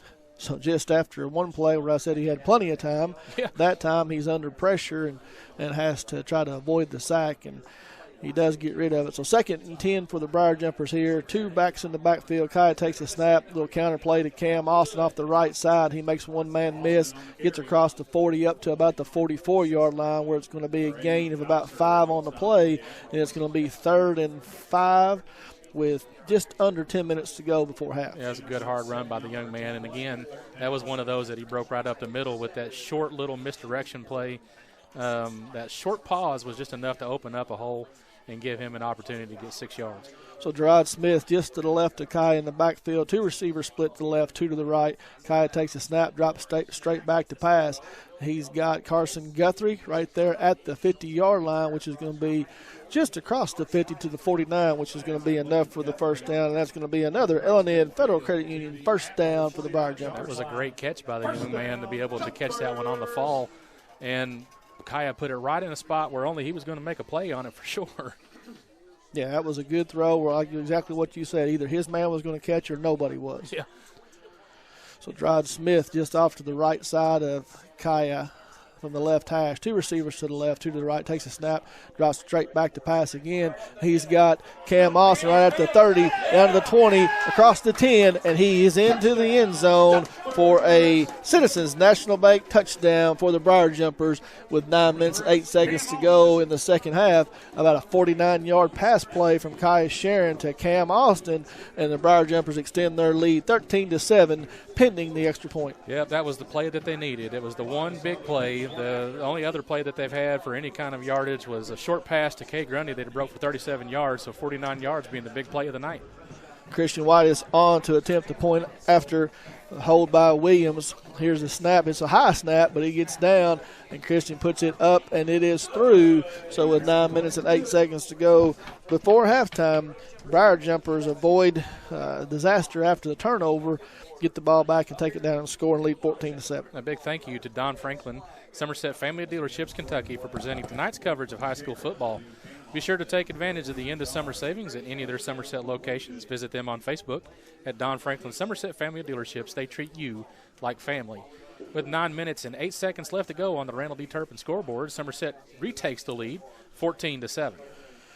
And, Robert, for those of you that are not here, I said this is football weather, but this is not announcer weather. So I had to get up and put my coat on because I was starting to get a little chill in the air up here in the press box. Well, they opened up a couple of the windows, and we were talking before the game that you came prepared, maybe a little over-prepared. No, you're perfect. You're good. Nope, I am good. Putting my gloves on, got my coat on. I'm getting ready to be toasty. Yeah, be sure to stay tuned to the conclusion of tonight's game for the Ford Brothers Auctioneers postgame show, where we will be presenting tonight's defender and offensive player of the game. So Christian White has puts his foot to it, and Admirals take it over at the 20. He's right up the middle. He makes a man miss, and there's a ball on the ground. It came out. There's Briar Jumpers there. It looks like that they did recover it, and they're going to give the ball to the Briar Jumpers. So the turnover that they needed came at the best time possible. Yep. And so the Briar Jumpers, Mikey Garland recovered the fumble. I'm not sure who got his hand in there and stripped it out, but Mikey was there and recovered it right at the 40-yard line. So in Admiral's territory already, Briar Jumpers are going to take over 1st and 10 here with 9 minutes to go. If you can find a way right now to leak out Kay Grundy on a big pass play or even Jaden Gilmore on a big pass play, I like the offensive threat to just try to go downfield and take a score on the first possession after a turnover. Cade was down here single covered, and Coach Clevenger decided he didn't like that, and he called a timeout. So the first Toyota Somerset timeout of the night comes with 9 minutes and 1 second to go on the clock before halftime. You think he was listening to me? What are the odds, right? Yep. I think that's pretty much a 0. Toyota Somerset has been a proud member of this community since 1988, and they are a proud sponsor of local high school sports. Toyota Somerset is a multiple winner of the Toyota President's Award as well as the Dealer Rater Award. Whether you're looking for one of their 18 different new vehicle models, a certified pre-owned vehicle, or a top-quality used vehicle, Toyota Somerset will help you own a vehicle for less. They accept every credit application, and their lending sources have millions of dollars to lend. They are located at Stoplight 23 or online at toyotasomerset.com. They are open late until the last customer is served. That's Toyota Somerset, where they are all about you. With 9 minutes and 1 second left to go on the clock, Somerset regains control of the ball, up 14-7. So Kai comes out, pistol formation. He's got Cam Austin and Gerard Smith in the backfield with him. Kay Grundy split wide left. He's got single coverage, and Kai is looking for him. He's just going to tuck it and run it back up the middle this time and trying to keep that ball tucked in a little bit. Still had it hanging loose away from his body, and that's just something that we got to get him to get that ball tucked in. But he picks up 5 on the play, takes the ball down to the 35-yard line where it's going to be 2nd and 5. He's a tough young man, and that was one of those plays that most college quarterbacks and maybe even onward up in the pros are taking a slide to try to get some yards out of it. He just runs into everything head on. I love Kai's toughness. That's one thing that you can't question about the kid. Same formation for the Briar Jumpers. Just flip the wide receivers. He's going to try and hand it off to Gerard Smith right up the middle. But before we get to playoff, there's a whistle on the play and the flag, and it's going to be a false start on the Briar Jumpers, so it's going to back him up 5 yards. So after the 5-yard gain by Kai Sharon, it's going to bring it right back to the 40-yard line where it's going to be 2nd and 10. Yeah, costly turnovers at the worst time possible. But you still have a 2nd down, still gives you a couple chances to try to regain that 1st down yardage. And Somerset's done a really good job of hitting that short pass play for 6-7 yards at a time. So this time Kai sends 3 receivers to the left. He's got Jaden Gilmore split out wide to the right by himself. Kai is looking to pass. He throws it out here to Cam Austin, and it hits the blocker right in the helmet and goes straight up in the air. They're pulling the man out. Kai hit him in the helmet and goes straight up in the air, and Danville Admiral player had the best opportunity to get it, and he just can't get his hands on it. It falls incomplete, brings up 3rd down. I think that might have been just the angle at which the trajectory of the ball went straight in the air, and he might have just lost it in the sky. And that was probably a pretty fortunate thing, too, because that would have given Danville a good field position to start a drive. So 3rd and 10 here for Somerset at the 40-yard line as Kaya sends 2 receivers to the right, 2 to the left. He's got Gerard Smith in the backfield with him. He drops straight back. He's looking to pass. He gets under some pressure now. He rolls out to the right. Flag comes in. Ball goes down, intended for Carson Guthrie at the 20, but it falls incomplete. So we have flag on the play. I think we're going to have a holding, and then the white hat throws his hat out of bounds. We're probably going to have a late hit on Kaya Sharon maybe, so we've got all kinds of goodies going on right here. Well, I guess it'll just be a replay it down, correct? I mean, that's – well, it depends on whether or not he calls that dead ball after the play. So we had an incomplete pass here. They probably will be offsetting, but unless he calls that a dead ball foul, and if that's the case, then the Briar Jumpers they'll take the holding, and then they'll mark off the 15. It should be a first down, but as he marches to the midfield, we're getting ready to get the call. So it is a holding on the Briar Jumpers. Then we have a personal foul on Danville, and they are offsetting. So replay must have been 3rd a down. live ball foul, so we will replay 3rd down from the 40-yard line. So I've always wondered this. Why isn't it that should at least be a 5-yard plus for the other team? Robert, I agree with you 100%. You know, you have a 10-yard penalty. Well, from the spot, so it could have been actually, True. If you actually have it back here, it could have been a 20, so depending on how you do it. But you have 2 penalties on the play by both teams, and it just offsets. So Kaya takes the snap. He rolls out to the left here, stops right at midfield looking to throw. He throws it up to Grundy. He makes a good adjustment and goes up to get it. But good coverage there by Keelan Story for Danville. And he went right up with Cade and knocks it down at the 10-yard line. Kaya just kind of threw that ball up and said, here, Cade, go get it. Yeah, and Cade almost went and got it. It was thrown high and a little bit shorter than maybe what he intended to do. But the athletic ability of Cade Grundy to be able to get up in the sky enough to make at least a play on the ball probably kept that one from going right into a defender's hands. So 4th down and 10, had 3 or a run by Kaya, then a penalty, 2 pass incompletions, brings up 4th down. And Cade Grundy is going to drop back at his 42-yard line. He is going to try to pin the Admirals deep here. So here's the snap. And the kick is up and off the side of his foot, and it gets all the way, goes down to about the 25-yard line where it rolls out of bounds. And it's going to be, and as soon as we say that, there's all kinds of extracurricular activity going on down here at the 15-yard line, and flags go flying. So I don't know what we've got. We've got our starting quarterback right down in the middle of it. Yeah, you don't want to see that because that puts the starting quarterback in a bad position, because if you get chippy again and another flag gets thrown, that could lead to an ejection, and you don't want that. No, that's something that we definitely cannot afford to lose. Kaya Sharon by, definitely don't want to lose him by injury, but definitely don't want to lose him by unsportsmanlike conduct either. We know life can be hectic. That's why Somerset Community College offers flexible online programs in addition to traditional in-class learning. Our small class sizes mean personal attention with over 40 programs to study. You're sure to find one that fits. Remember, you've got this. Get started today by applying at somerset.kctcs.edu. Come experience SCC, real people with real success. So, looked like the referee came out and he gave the personal foul, unsportsmanlike conduct against Danville. But then they're sitting here deciding which way they're going to walk it off. Now, he does point towards Danville again. So, ball roll out of bounds at the 25-yard line.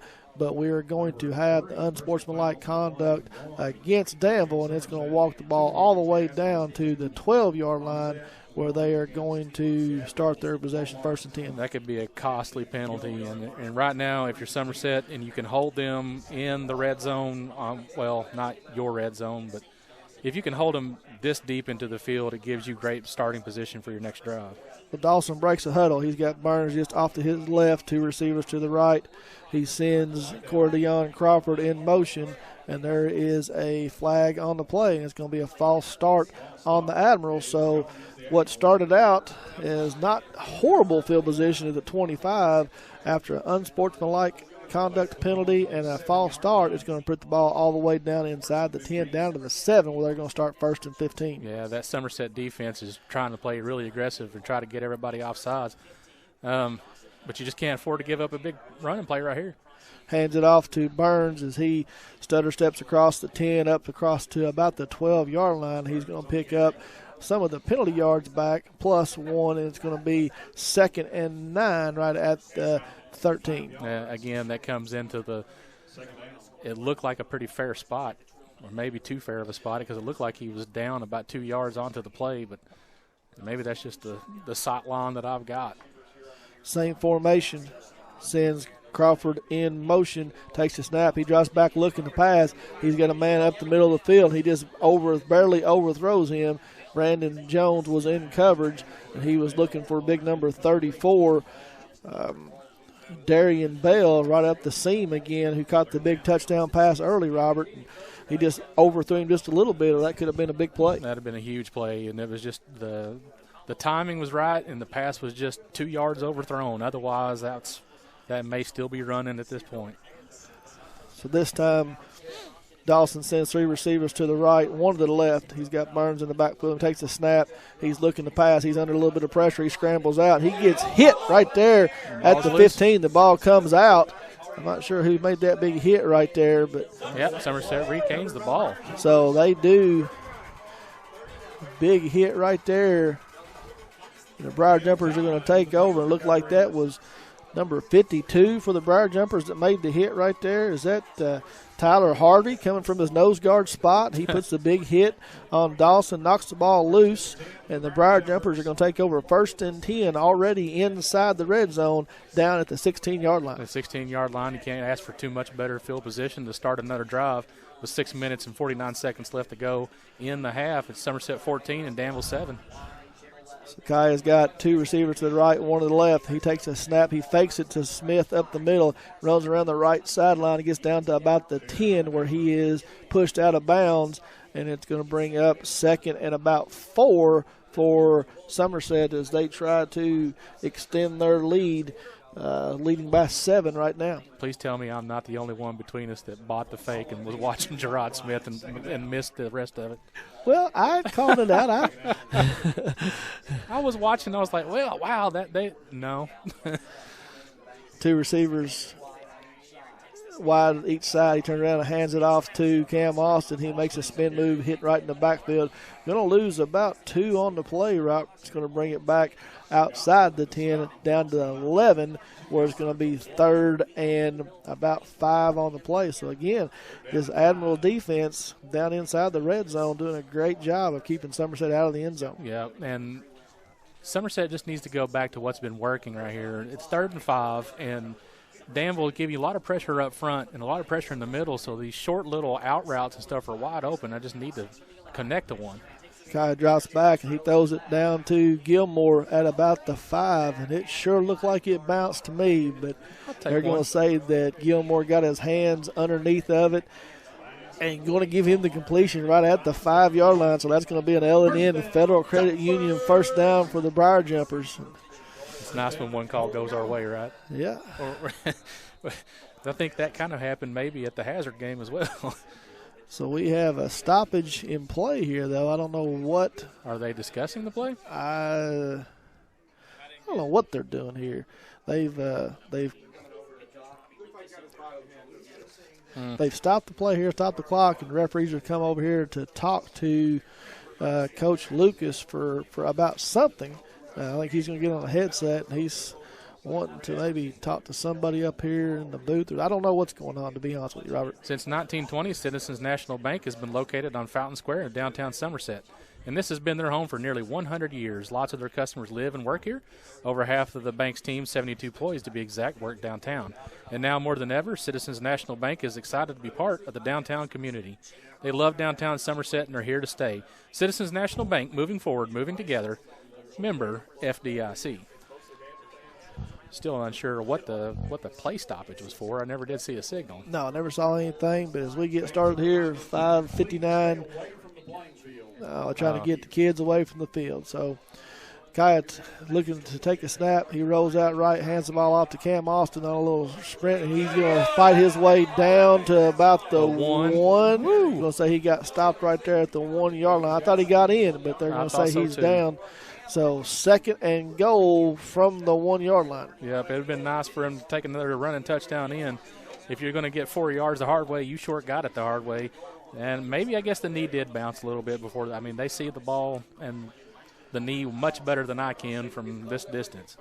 So Mikey Garland in pistol formation right behind Kaya.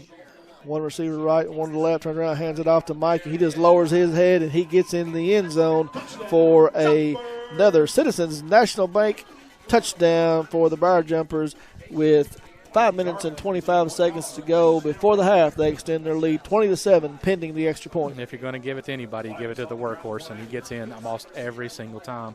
I love the good, hard running from that young man. So Christian White is on to attempt the extra point. Brody Williams is waiting for the snap to place it down. Play clock down to 18. Here's the snap. Brody gets it down. White gets it up and through. And so with 5 minutes, 25 seconds to go before half, Briar Jumpers do extend their lead 21-7. Keeping stats and the correct score is important to players, coaches, and fans. The same can be said about keeping your taxes and finances in order. For over 26 years, Randall D. Turpin CPA has been doing just that. If accounting is not your thing, then let the pros at Randall D. Turpin CPA do it for you. Proud sponsor of the Randall D. Turpin scoreboard, located on Parkers Mill Road in Somerset, Kentucky. Again, with 5 minutes and 25 seconds left to go in the half, Somerset finds herself in the lead, 21-7. So a big turnover, Robert. You know, Somerset's put the ball on the ground once. Danville's put the ball on the ground twice. So the Briar Jumpers are leading the turnover battle, and points off of turnovers is something that, you know, we talked about in the pregame show. That's something that we needed to do, and so far we're winning the battle. Yep, and that's it's always a plus. And you'd like to see us be winning the turnover battle on a +2, but if you're always ahead of +1, that's always a good side, especially when you got the lead. So Christian White puts the ball down at the 40, puts his foot down to it, and it's a squib kick over here to the left side. And just before there's a flag on the play, offsides on I think that we got ahead of the thing, and we are offside, so they're going to bring it back. And Danville wasn't ready for that, so if we hadn't been offside, there was going to be a great opportunity for us to get that ball right there. Yeah, the great play call, and because I wasn't expecting it both times, or it's been two kickoffs. Yeah, two kickoffs. They've kicked the ball deep, and Danville's not used to that. And then I haven't seen them go for an onside kick that I can remember all year long at this point. No, they've all been that little pooch punt, kick the ball straight up in the air. So we're going to line it up now from the 35 and start it again. And it's kicked off down to about the 22 to 23-yard line and up across the 40-yard line to the 42. I think the ball came loose, and it does, but I don't know if they're going to say he was down. They are going to rule him down. So young man Caleb Burns took the kickoff there and gets back across the 40 up to about the 40. You're going to spot it down at the 46, Robert, and Danville's going to start 1st and 10 right there. In real estate, working with the right people matters. Barry Turner, broker and co-owner at Turner Realty Group, knows the ropes. Over the years, Turner Realty Group has developed excellent relationships with their clients. See for yourself on their Zillow profile with more views than anyone in the Lake Cumberland region. Turner Realty Group just off Highway 27 between lots 21 and 22. Call 679-SOLD or go online at shopsomersethomes.com. Dawson's got two backs in the backfield with him. He's going to try, and it's going to be a reverse here to around the right side to Corey Don Crawford, and he gets all the way up across the 40-yard line, and he gets hammered right there by number 5. That's Ricky Gilmore, and he just brought him back down to the 42. Oh, well, I mean, if you're going to take a defender down, I guess that's one way to do it. That's the old WWE takedown. Yeah, I can't believe there wasn't a flag thrown there. Yeah, I was expecting one too, but I guess I don't know. I guess it's still a good football play. Big play by Crawford, though. Takes the ball across midfield all the way down to the Briar Jumpers' 41-yard line. And Coach Clevenger is over there lobbying for a personal foul. And about that time, the White Hat throws his Flag all the way across the field, across the hash mark, is going to give a sideline warning against the Danville bench. Yeah, and I understand Coach Clevenger's frustration. Well, was it a sideline? Okay, Danville was just marching backwards. I think maybe they thought it was getting ready to be a 15-yard penalty as well. Yeah, so the referee showed a good arm right there. He threw the ball from one hash all the way across the other, but had to go track it down. So anyway, Dawson comes back up to the line of scrimmage. He has two receivers to the left, one to the right, takes a snap, turns around, hands it off to Burns. He makes a jump cut around the left side, and Mikey Garland right there to ride him down for no gain on the play. So good to have Mikey Garland out there and bring him down. Yeah, amen to that, because that's the aggressiveness of Mikey Garland. If I have one wish and my kid be playing at this level next year, that's the one thing that I wish, that my kid can get just a little bit of that same aggressiveness that Mikey Garland has. So 2nd and 10 here from the 41-yard line. Dawson looking across the infield. Crawford comes in motion from left to right. Dawson looking to pass. He's got a man out there. He was hit as he threw. There was some contact down there on the receiver too, but they're just going to say that it was incidental contact and it's going to fall incomplete. This time, big number 34, Darian Bell, coming from the tight end position, and they had two guarding him that time, Robert. They were not going to complete that pass. Yeah, well, that's a good adjustment made on the defensive side of the football, because that kid – again, he had just a little bit more touch on the ball and not throwing it over 2 yards. It would have been a score, and it would have been a 7-point ball game. So 3rd and 10 here for the Briar Jumpers. A Turner Realty Group 3rd down opportunity. He's going to stand back. He's going to throw it out here to Trey Dawson, completed at about the 35-yard line. He's going to fall across to about the 33-yard line, where it is going to bring up 4th down for the Briar Jumpers here. And I do expect Coach Clevenger to leave his offense on the field here undoubtedly with 3 minutes and 46 seconds and the clock rolling. Briar Jumpers lead 21-7, and it's 4th and 2, and the Admirals are going to go for it. You get a stop here, and that's a big momentum changer, and especially if you get a big stop and get a score, because again, Danville gets the ball to start the second half. Yeah, we do not want to see that John Madden 2-for-1 opportunity here, and as we do that, Coach Lucas is going to call a timeout and talk about it, and that brings us to Toyota of Somerset timeout with 3:29 to go before the half. Since 1979, Modern Systems has been defending communities all across Kentucky, and they are proud to be a part of the communities they serve. Committing time and sponsorships to numerous charities like Project 5810, Relay for Life, March of Dimes, Heart Walk, local school programs, and many more. Modern Systems, your neighbors and your friends, and they work 24/7 to protect the things that matter most to you. From homes to businesses to schools and churches, let Modern Systems be your trusted name in security.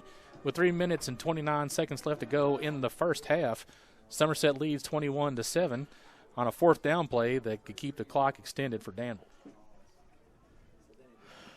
So Coach Clevenger has talked about it. Coach Lucas and Coach Swearengin over here talked about it for the Briar Jumpers, and this is a big 4th down opportunity for Danville and a bigger opportunity here for Somerset to get a stop right here and get off the field, get the ball back to their offense with some time to put some more points on the board. Got to be watching the ball to try to get that hard count to get 5 the easy way. So Dawson takes the snap. He fakes it to Burns, and he is pounded right there by Jace Bruner and Jacob Graybill. A big stop on the play, and he is going to be brought down for a loss, and it's going to turn the ball over on downs for the Briar Jumpers, and they're going to take over at the 33. Ford Brothers Auctioneers, a proud sponsor of local high school sports. Whether you're selling a family estate, private or commercial real estate, equipment, or personal property, they've got you covered. Ford Brothers Auctioneers is recognized statewide and nationally as one of the leaders in the auction industry. Whether it's live on-site, online, or a combination of both, you can count on Ford Brothers. Auctioneers deliver top-quality organization, advice, and results for you. Visit them online at FordBrothersInc.com. Ford Brothers Auctioneers, selling the country since 1965. Grundy goes in motion from left to right. Kaya fakes it, then throws it out there to Grundy on a little sweep. Makes the man miss at the 35, across the 40, up to about the 43-yard line. Going to pick up 8 on the play. It's going to be 2nd and 2. And the Briar Jumpers looking to try to put points on the board here, Robert. Yep, and that was a good little pass play. Got to get the ball in the playmaker's hands. He's only had 2 touches, but he's made positive yardage each time, already amassing almost 50 yards in 3 different receptions. Shotgun formation.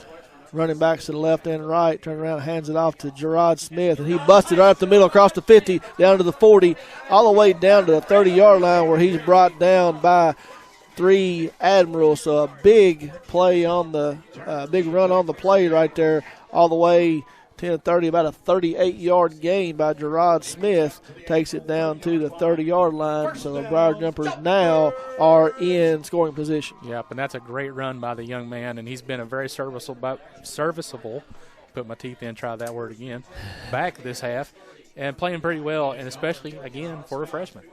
Pistol formation, Cam Austin and Smith in the backfield. Kai drops straight back to pass. He's under pressure immediately. Just dumps it out there to Cam Austin. Tries to make a man miss, but gets up in it right there, right where he caught it, right at the 30-yard line. So it's good for Kai to get rid of that and avoid the sack, but it brings up no gain on the play. Going to be 2nd and 10 from the 30-yard line. I was getting ready to say the same thing. It was a heads-up play to find an offensive eligible receiver 5 yards down the field. No gain, but it nullifies like 6 or 7 yard loss. Update from across town where the Southwestern Warriors are over at the Pulaski County Maroons tonight, taking on first round state game. Halftime, Southwestern 7, PC 0. Oh, wow. Kaya takes the snap, looking to pass. He's got Carson Guthrie at the 25. He makes a man miss, gets down to about the 23, but it's going to be just short. They're going to mark him down about the 22. It's going to be about 2 yards short, so it's going to be 3rd and 2 with 1:29 to go before half. And the Briar Jumpers are going to call their second timeout of the half. And that's going to be a Toyota of Somerset timeout as they're going to talk about it. L&N Federal Credit Union, in business since 1954, wants you to know you can join L&N if you live, work, worship, attend school, or belong to any legal entity in Pulaski County. L&N offers everything necessary for your personal or business finances. Over 85,000 members have taken advantage of the flexible mortgage and consumer loans, free online mobile banking, free checking, business accounts, and so much more. L&N Federal Credit Union, equal housing lender, and NCUA insured. With 1 minute and 29 seconds left to go in the half, Somerset threatening, still up 21-7. The crosstown score is a little bit surprising. You know, I when the Polson kid went down, and I hate that for him, good young man, great family, I didn't realize that was going to be that big of a difference. But maybe Southwestern is just playing that much better. But anyway, 7-0 halftime, so we'll see how that game turns out. Kaya brings the Briar Jumpers to the line of scrimmage. He's got 3 receivers to the right, and he's just going to take the ball and run off to the right side. He is going to pick up 3 on the play just across the 20 down to the 19-yard line, and that is going to be a L&N Federal Credit Union first down, which also puts the Briar Jumpers in the Rick Barker and Godby Realty and Auction red zone. As they move the chains, the Briar Jumpers come to the line of scrimmage in a hurry with 1 minute and 23 seconds to go, trying to put some points on the board. Kaya drops straight back to pass. He's under pressure. He runs up the middle. He finds Gerard Smith down at about the 8-yard line, down to the 7, and it's going to be another L&N Federal Credit Union first down. Our Briar Jumpers are now in great position to extend their lead. Yeah, but I'm sure they're going to try to take their time at this point with only 7 yards to go to pay dirt. With 1 minute 12 seconds, you don't really want to have Danville with too much time to be able to try to reach down for a quick score. Kaya takes the snap. He drops straight back to pass. Before he does, penalty comes in. It's going to be a false start on the Briar Jumper, so it's going to back him up 5 yards, down up to about the 12-yard line, where it's going to be 1st and goal from the 12. Yep, untimely error again.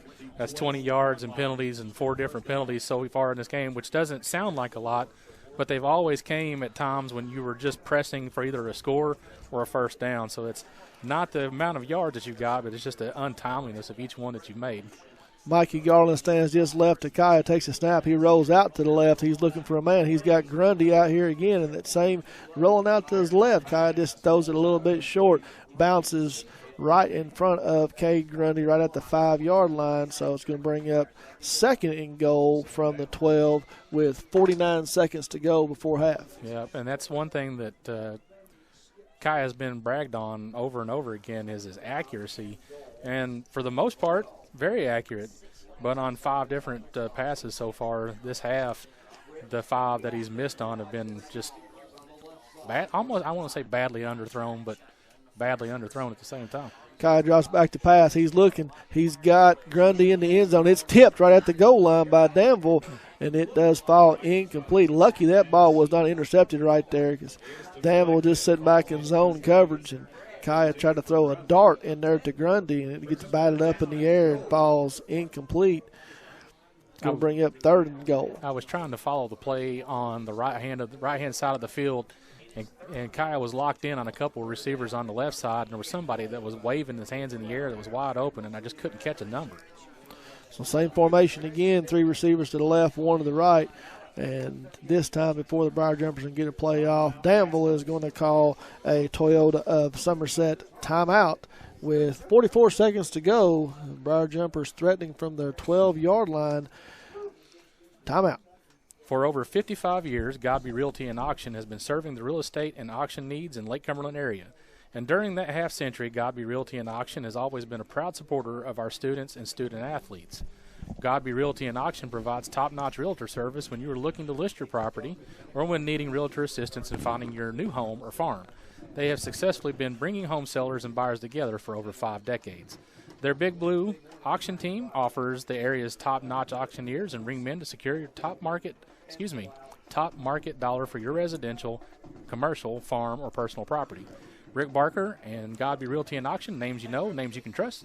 To see all their listings, go to their auction site their website at godbyrealty.com. 44 seconds left to go in the first half. Somerset leading 21-7 on a 3rd down play with about 12 yards to go for another touchdown.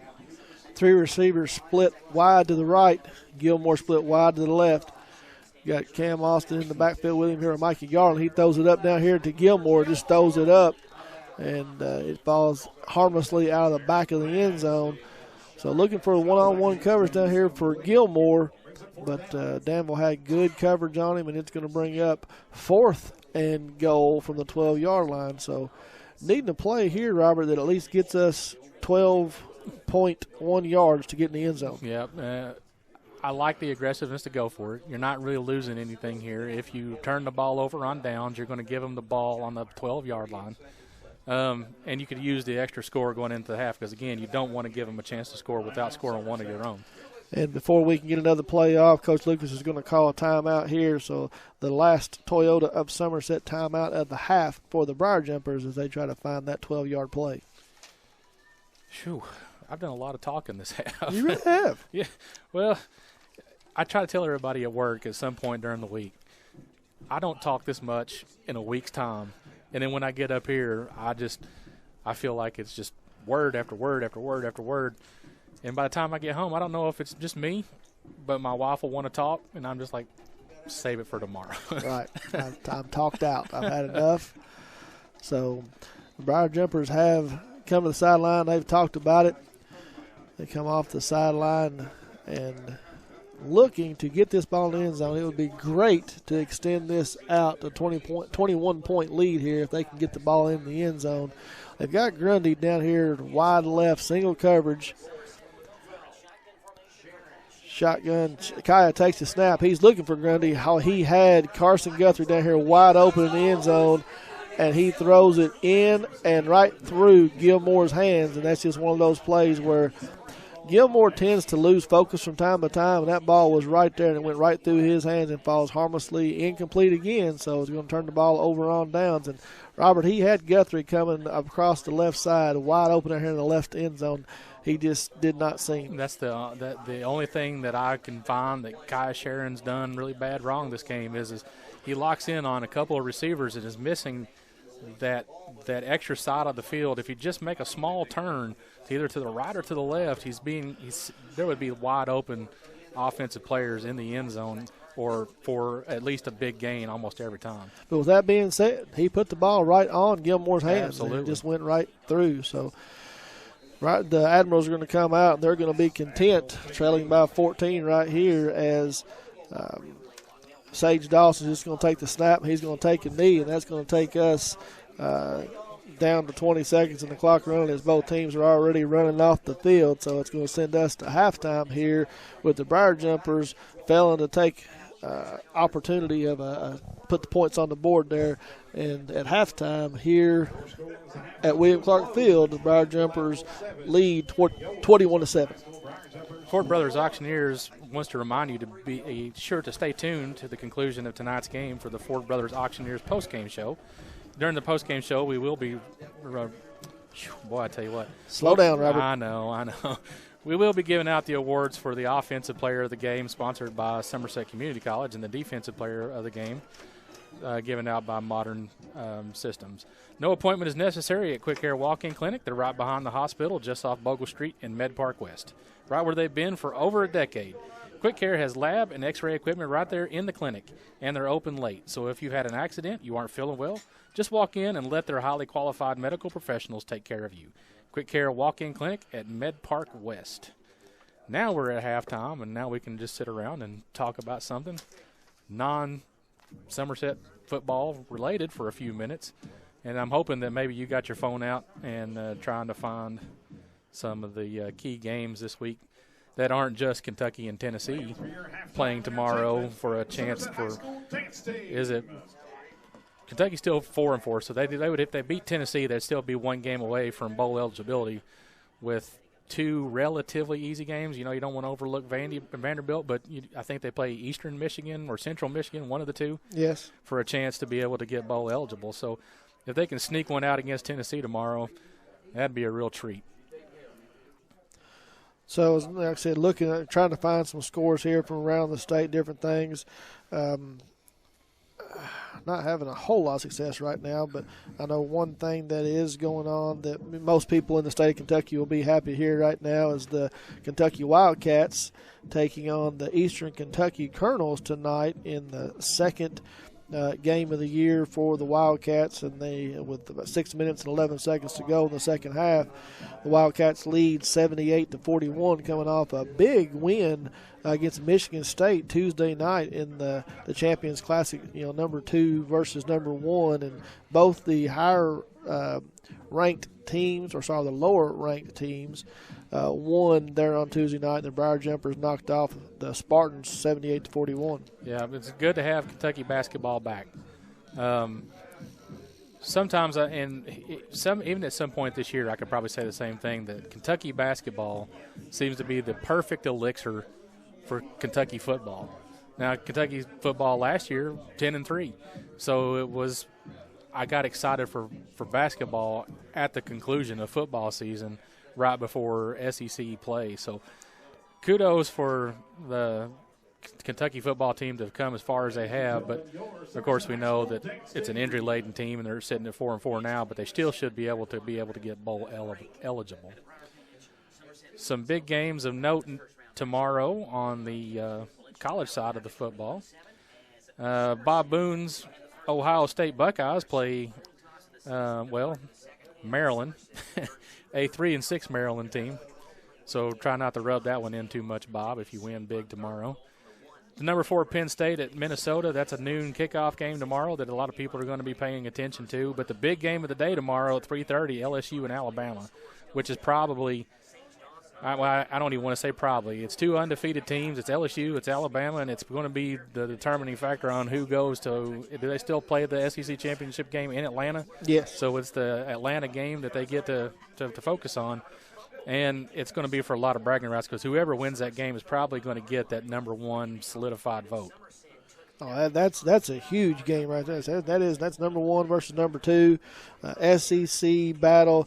They came out this week and came out with the first 4 playoff teams going into the college football playoff system, and Clemson is on the outside looking in. It started out preseason number 1, and after I guess going through the motion, a 1-point win over North Carolina in a game that could have very easily lost, Robert. They dropped down to number 5, and you have 2 SEC teams and 2 Big Ten teams sitting there in the top 4 spots right now. Yeah, it's a shame, but you could be preseason number 1, not lose a game, still be 9-0, and have lost spots And I know that goes to strength of schedule and things like that, but that's still it's a pretty impressive feat, especially since they are the reigning national championship team from last year.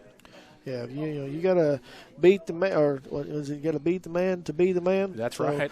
Clemson still has an opportunity to get right back into the playoff conversation. All four of the top teams that are in there right now have to play each other. So there's going to be ample opportunity for Clemson to jump right back into the conversation. That's right. A big thank you to Don Franklin and Somerset Family of Dealerships for presenting tonight's coverage of high school football. Be sure to take advantage of the end of summer savings at any of their Somerset locations. Visit them on Facebook at Don Franklin Somerset Family of Dealerships, where they treat you like family.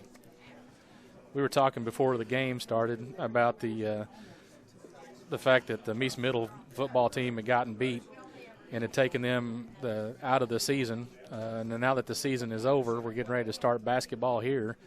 And I know that for anybody that's listening, and I hope, and I'm trying to I kept trying to find it, and if the date is wrong, please forgive me. And as soon as I find it, I will correct it for you. But I'm pretty sure it's November 26th. That's Meet the Jumpers basketball night at Somerset High School. I'm trying to find some particulars for you because I think they're also hosting a chili supper that night as well. And we invite all alumni, current students, and fans to attend because that's always a good fundraiser and a good way to start off the basketball season. And, of course, like that, my internet decides to not cooperate. Well, and I think I might be able to help you here because we did have something. That's something completely different. So I'm sorry. That was another fundraiser that trying to get a part of it. It was not Meet the Jumpers for the basketball, but I know that's coming up. We wish the Briar Jumpers all the luck this year in their basketball campaign, but unfortunately and hopefully, Robert, we still have a couple of young men here on this football team that are going to be playing for a state championship, and I know that Coach Dunbar would love to have them on the basketball court, but I'm sure that he would be just as happy to have these young men compete for a state title in football before they come to the basketball team. Yeah, I believe so. I know that Cade Grundy, he's an integral part to what they do, and I know Kai Sharon being the same way. And when you see both of those guys on the court, you realize the athletic ability that some of these kids really have. It never ceases to amaze me that Cade Grundy at 6'2". I know that everybody listening at home might want to disagree and try to give him that 6'3", but the kid he was dunking the basketball in 8th grade. He can flat out play. Yeah, and he was playing varsity level basketball as an 8th grader and doing very, very well. So the kid's just a freak of nature, and I'm glad he's wearing purple and gold. That's for sure.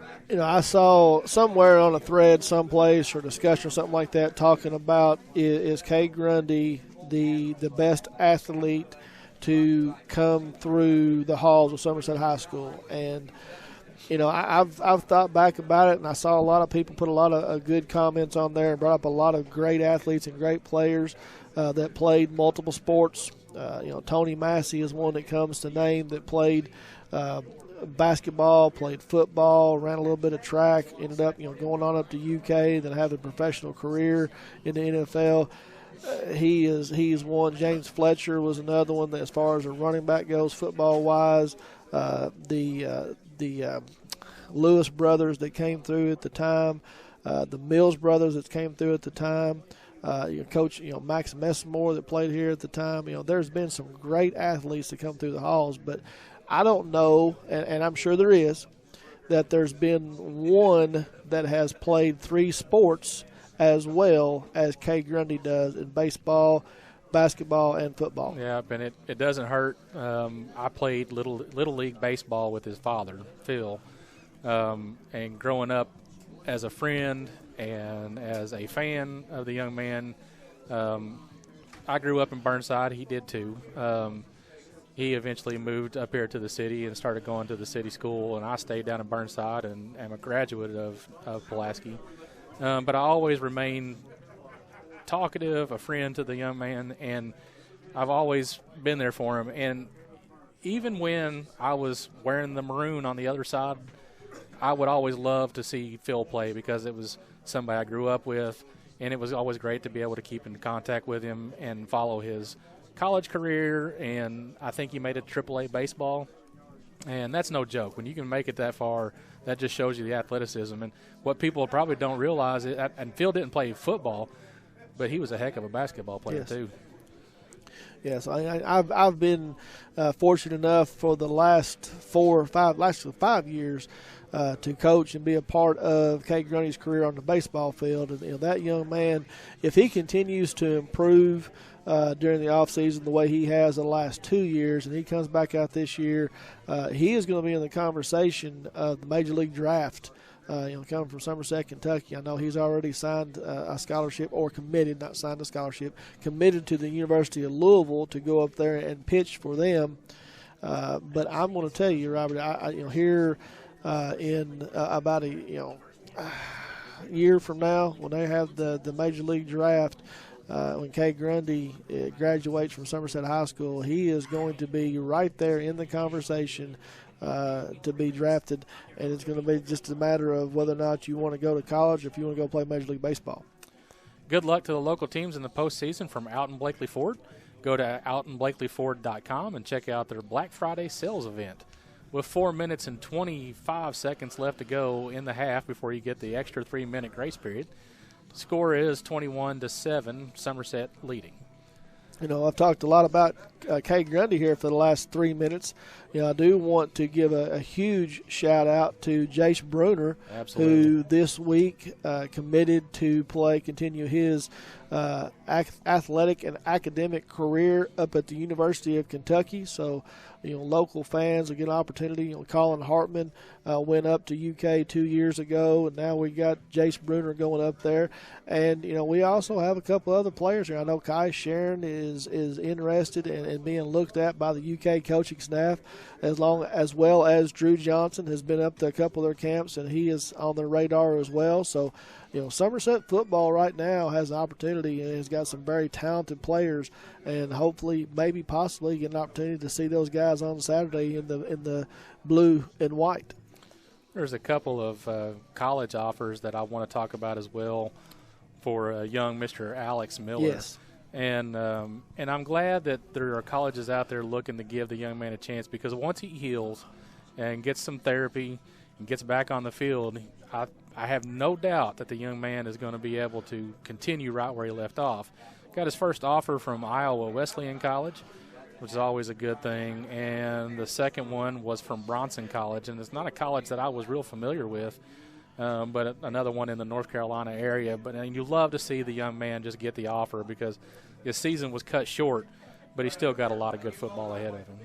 Well, and I want to give a shout-out also to Dr. Jesse Pace, who has taken care of our Somerset athletes, and he obviously took care of Alex. And from what I have heard, and I get the opportunity to go visit Dr. Pace this week, and hopefully he takes care of me as well as he has these young men. But from what I'm hearing, Dr. Pace has said that it is a bone, that he was able to go in there and had no complications. Surgery went real well, and just as soon as he heals, they feel like that Alex's leg is going to be as strong, if not stronger, than it was before the accident. And that's a good thing, because he was on track to have 1,000 yards by accident injury. Sorry, yeah, that's okay. I knew what you meant. I'm sure people listening at home knew what you meant, but I think he finished the season in Hazard, and was that the 5th game of the year? And he 650 yards already, so we knew he was destined for great things, and we all hate what happened, of course, but what gives me a lot of confidence is, and you touched on it before the game, for weeks you've seen the young man come out still on his wheelchair as he has that leg propped up and trying to get some healing before he can put some mobility to it, and to see him out there on the sidelines tonight with one crutch, yes, not two, but one, shows me that he's been able to put a little bit of weight on it. And I've seen that he's also been able to get online and talk about being back in the weight room, which is always a good thing as well. As you talk about that, I pointed out to him, he come walking around the goal line, walking through the end zone right now, and he has the one crutch that he's using, but he's able to put a lot of weight on it. So that's great to see that young man. So as we get ready, we're about 4 minutes away from the beginning of the second half. Somerset has come back on the field. They're going through warm-ups right now, trying to get ready on a chilly evening here at William Clark Field, but they've been able to come out and stay hot. Yeah. Other than the Admirals have done a good job. It's twice tonight that they have stopped the Briar Jumpers from getting in the end zone, and this very easily could be a 28 or 35-7 ball game. But Admirals have come in; they're not willing to give up and just say, "Okay, here you go, Coach Lucas. You can have this one. Go on to the next round." They're still in the ball, a 14-point ball game, and they're going to get the ball to begin the second half. Absolutely, and a few things that we want to remind everybody that's listening, because we had some technical difficulties getting online with everybody early in the game. When you watch the video, there's going to be a couple minute lag time between the video and the audio coming back on, and I'm not real sure if it's an internet problem that we face tonight or what. But we want to make sure that everybody knows that the game, again, is not live tonight. We just ran into some extra issues that we weren't able to foresee, but this game will be put back on Lake Cumberland Sports, on the website or on the Facebook page. And we want to make sure that everybody knows, again, if you're listening tonight looking for a live video feed, it's just audio tonight. Be sure to watch Buffalo Wings and Rings Video Game of the Week. And once it's announced, it will be on the Lake Cumberland Sports Facebook page or on the website. Buffalo Wings and Rings, wings created your way, always fresh and never frozen burgers. Getting ready to have that 3-minute grace period. I heard the siren go off, but I look over and the clock's already sitting at 12, so I'm assuming they're just trying to make the adjustment to get the time back on the clock. I don't know if they if they realize that it's went off or not. I don't know. Well, that's where we were starting to get cold up here a little bit earlier. We've closed up the windows, and we're starting to feel a little bit of the heat, which is a good thing because I was starting to feel it in the legs. And like I said last week, if I was going to have any kind of muscular problem, it's always in the hips when it gets this cold.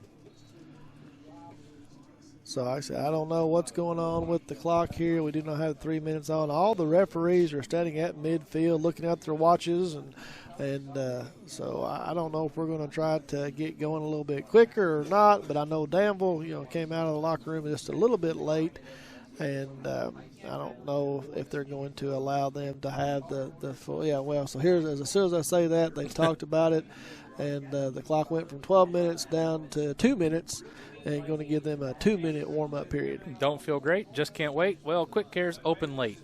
Just walk in their clinic in Med Park West, just off Bogle Street behind the hospital. Hours are 9 a.m. to 7 p.m. weekdays and 10 to 3 on Saturday. No appointment is necessary for accidents, ailments, chronic conditions, as well as health services like sports physicals, flu shots, and other health screenings. They accept most major insurance plans, and they can bill the insurance companies direct. Quick Care Walk-In Clinic at Med Park West. With 1 minute and 12 seconds left to go before the third quarter kickoff. Again, score 21-7 Somerset.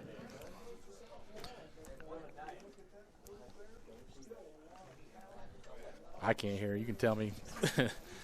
One of these days I'm going to learn how to read lips and make it less awkward for people listening at home. I'm not very good at sign language, and I'm trying to get Robert your drink. to hand me my drink over here around that side of him, and I didn't do a very good job. Unless you'd have told me straight up, I would have never figured that one out. Sorry. Yeah, I was pointing like an idiot and giving the drink in motion, but so anyway, we'll have to get better at our nonverbal skills. Yeah, well, in the field that I work in, I deal with a lot of people who have that same issue, and the sign language barrier for me is weak. So maybe I should take some of those sign language classes before too long.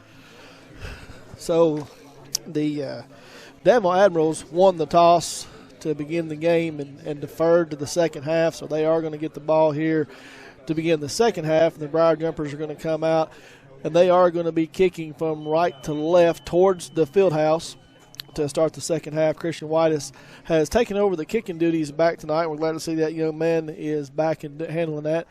He's kicked the ball deeper than we normally pooch it up to about the 30-yard line, and Christian has come out, and he's kicked the ball down to about the 15 to 20-yard line. And the Admirals each time have had good returns and put them in good position field-wise. The last time out, Christian kicked a little onside kick, and the Briar Jumpers were going to be right there to cover it, but they called us offside. So we'll see how the Briar Jumpers come out and decide to play this to start the second half, as we're just about ready. All that squawking and talking, I've probably done the best job that I think I can do with some stats. Yes, sir. And I never even touched it, so I guess we'll do those at the end of the game. And so Christian does pop it up to the 30-yard line, and it is going to be returned there by Blake Jones for Danville. He gets across the 35 up to about the 38-yard line. So Danville is going to take over 1st and 10 right there to start the third quarter. Either of these headphones that we're wearing, they're really, really good, noise canceling or what. But I was sitting here wondering why they weren't blowing the whistle to try to get some stoppage with no more forward momentum than they had. Sometimes I complain when the whistle doesn't blow soon enough or when it blows too late. I guess I'm just not one to be pacified. Have you discovered this yet? It's part of Robert Reed. So Dawson breaks a huddle, and he's going to come out, and he's got Burns in the backfield with him. He's got 3 receivers split wide to the short side, nobody out wide left, and he's going to send Crawford in motion. He's going to pitch it to him around the left side, and he's looking for some room out there. He's able to make one man miss before he's wrapped up there by Gilmore and brought down, or that's not Gilmore, that is Cam Austin on the tackle. Is going to throw him back for a short gain. They're going to put him up. They're going to mark him up across the 40 to about the 42. So he's going to pick up about 3 on the play. Going to bring 2nd and 7. Yeah, and I didn't think it was that many. And I was just complaining about that on the side of the ball again. And no whistle. And a tackle made 8 yards behind the play. So exact same formation, just a little bit wider out to the right. Briar Jumpers showing a little bit of pressure up the middle. And Dawson turns around, hands it off to Burns, and he gets up the middle off the left side and makes again miss. A good hard run all the way up to about midfield. And it is going to be enough, depending on where they spot it down here. Looks like it's going to be enough for the first down. And here he is. They give the first down signal. So Burns runs hard right there and picks up a first down. So just short of midfield at the 49, exact same formation again. It looks like we have a little equipment issue here for Cam Austin, or Gilmore. I'm sorry, that's number 5, not 3. As Kay Grundy goes running on the field, going to play cornerback check-in for Gilmore there. Same formation, 3 receivers to the right, Dawson and Burns in the backfield. He's going to send Crawford in motion from right to left, fakes the pitch. He's looking for a man. He's got a man down there, but Madden is in coverage, and he is going to go up, and he is going to pick it off they're going to say it came out. Madden was in perfect coverage right there, and he went up and high-pointed the ball right at the 20-yard line, hit his hands as they came down and hit the ground. The ball squirted out, so falls incomplete. I was getting ready to really sing some praises, and I saw him at the game he was at the middle school game, so I gave him a little bit of grief about the interception that he missed at Corbin, and bragged on him, of course, as well as the one that he got. So if I see him on the sidelines later, I might just give him a little more grief on that one. You should. Same formation. Trips receivers to the right. Dawson in the backfield with Burns. He's going to turn around and hand it off to Burns on a little read option off the left side. He gets wrapped up right there. The Briar Jumpers trying to rip the ball out again and force another fumble, but they get the forward progress stopped down across the 45 down to the 43-yard line of the Briar Jumpers, and it's going to bring up 3rd and about 2, so another Turner Realty Group 3rd down opportunity for the Briar Jumpers to get a big stop right here and get off the field. First possession, second half. Run defense not playing the greatest already to start the second half, but got time to make some adjustments. But right here is where you need to stop this run play.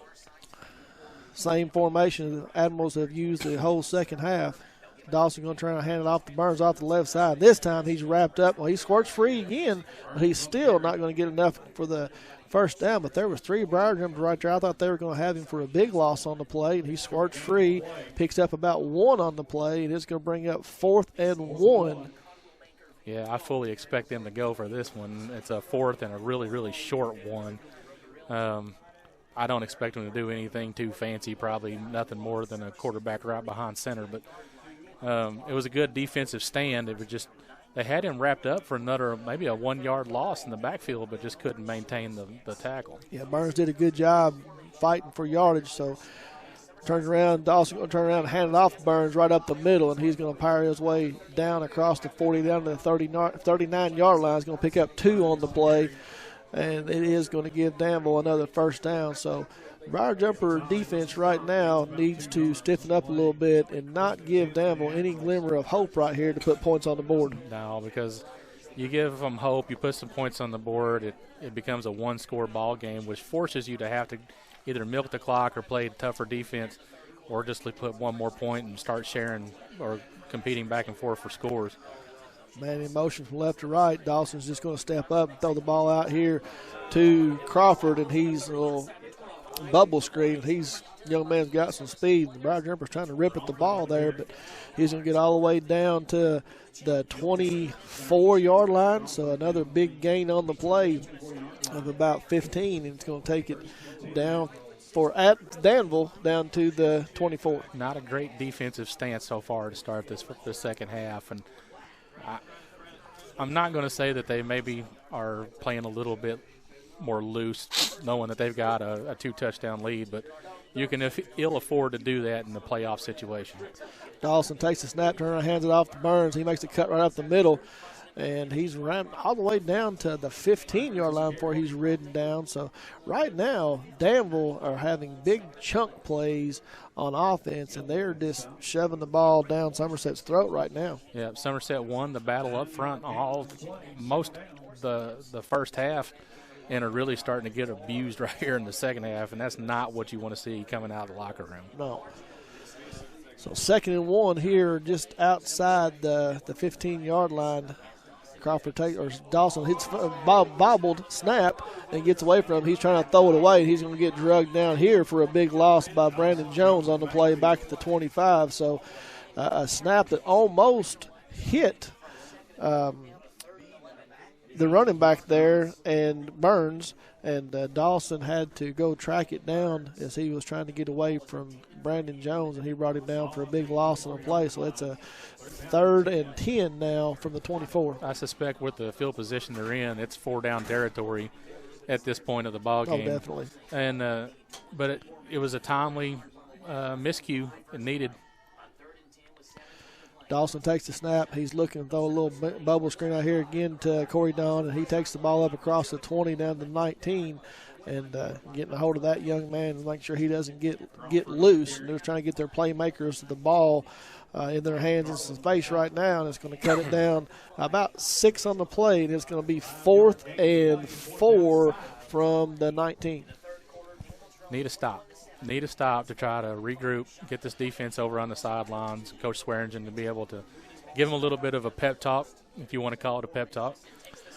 Get them refocused. Takes the snap. It's the reverse play back here to Corey Dunn again. And this time, Gerard Smith is there to bring him down at the 30-yard line. So a big loss on the play, and it is going to turn it over on down. So the Briar Jumpers defense does stand up and keeps Danville out of the end zone. It was a great defensive play by the young man to be able to stay on the play and make the stop in the backfield.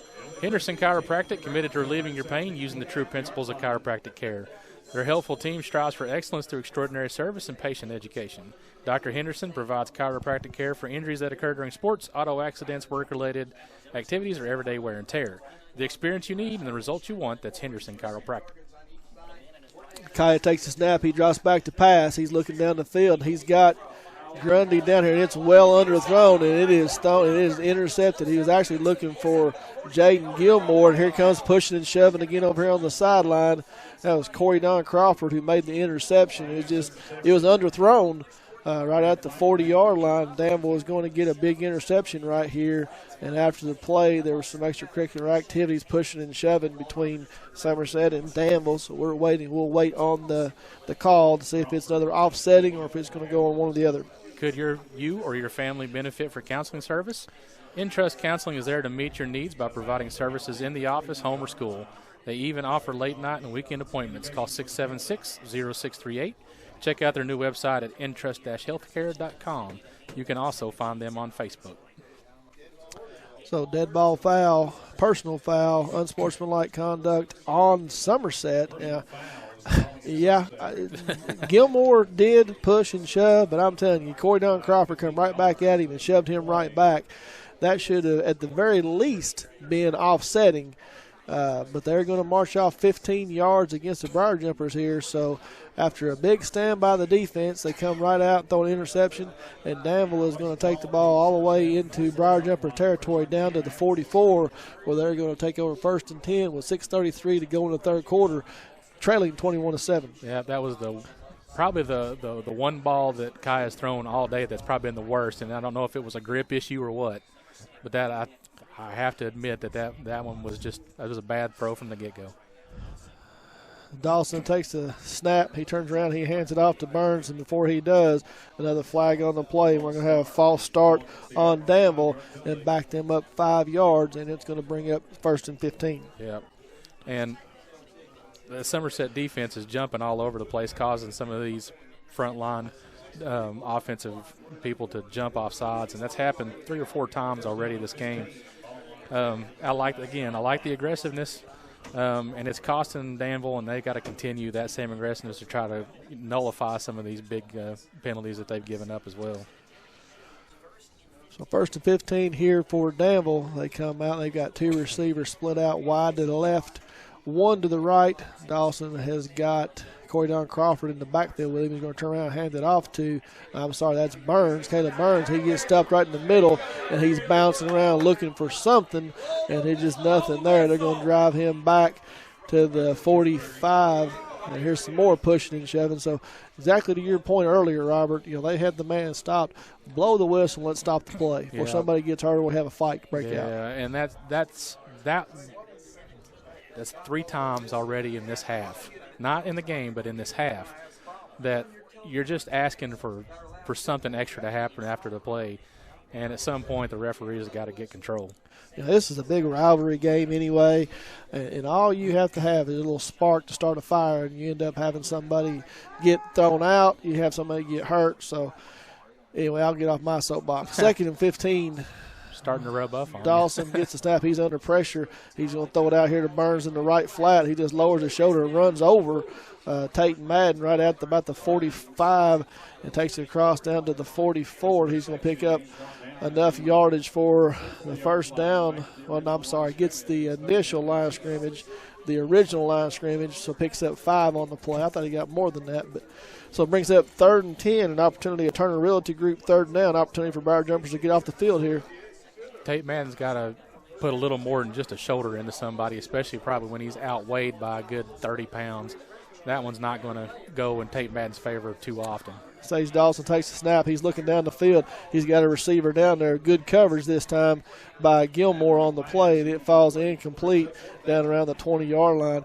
And this time it's going to bring up 4th and 10, and I just don't know if Coach Clevenger can afford to go for this one, but looks like he's going to leave his offense out on the field. I might actually disagree with him on this one. His defense has played very, very well, so why not pin them deep and try to get the ball back? But again, you're in a playoff situation, 4 minutes and 58 seconds left to go in the third quarter. You got to have some points, so I applaud the effort, but probably not the play I would have called. Down 14, and here, I don't know what happened here. If it's going to be on the defense, somebody looks like another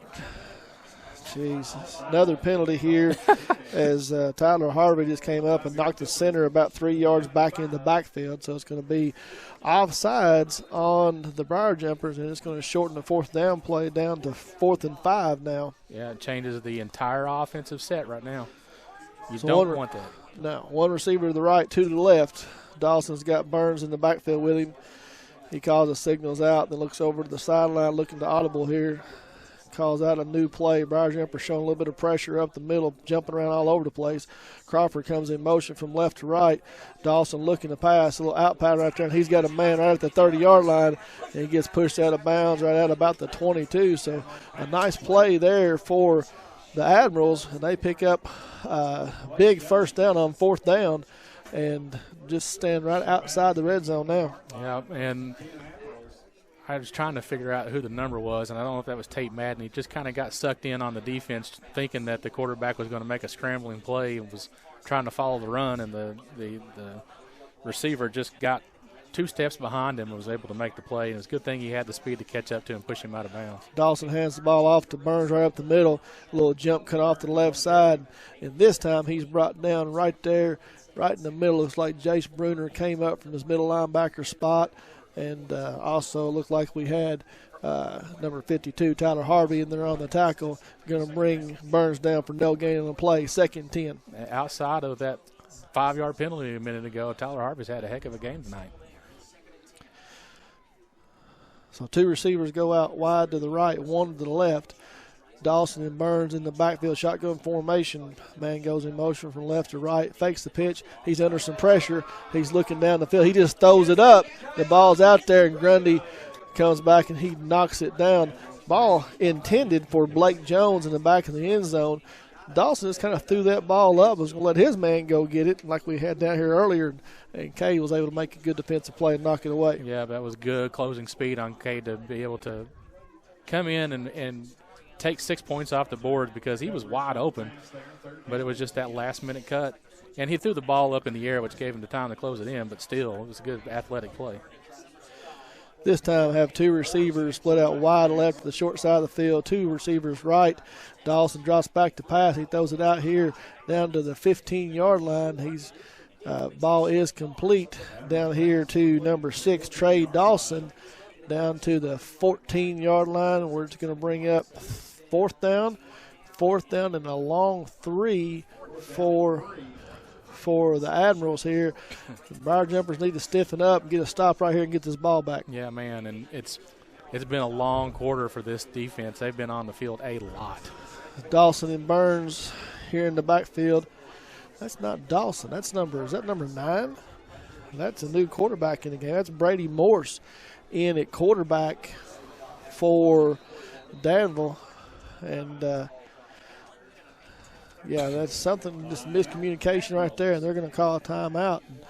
I never saw Sage Dawson come out of the game for Danville. I don't know if he split out in a wide formation or if he was still in the game, but I didn't see him come out. Magic Monograms has moved to 110 Creek Terrace, conveniently located off North Highway 27 between Big Lots and Backyard Burger. The place for custom embroidery, screen printing, and so much more. They can put your designs on medical and athletic uniforms, corporate, and school apparel. Find them on Facebook. Search Magic Monograms and Embroidery. With 2 minutes and 59 seconds left to go in the third quarter, Somerset leads 21-7, but Danville is threatening. Yeah, looking to kind of close this lead here, Robert. It's 21-7, 14-point game. Danville can put some points on the board here. 1-point game, and that's one thing you hear a lot of coaches and teams talk about it.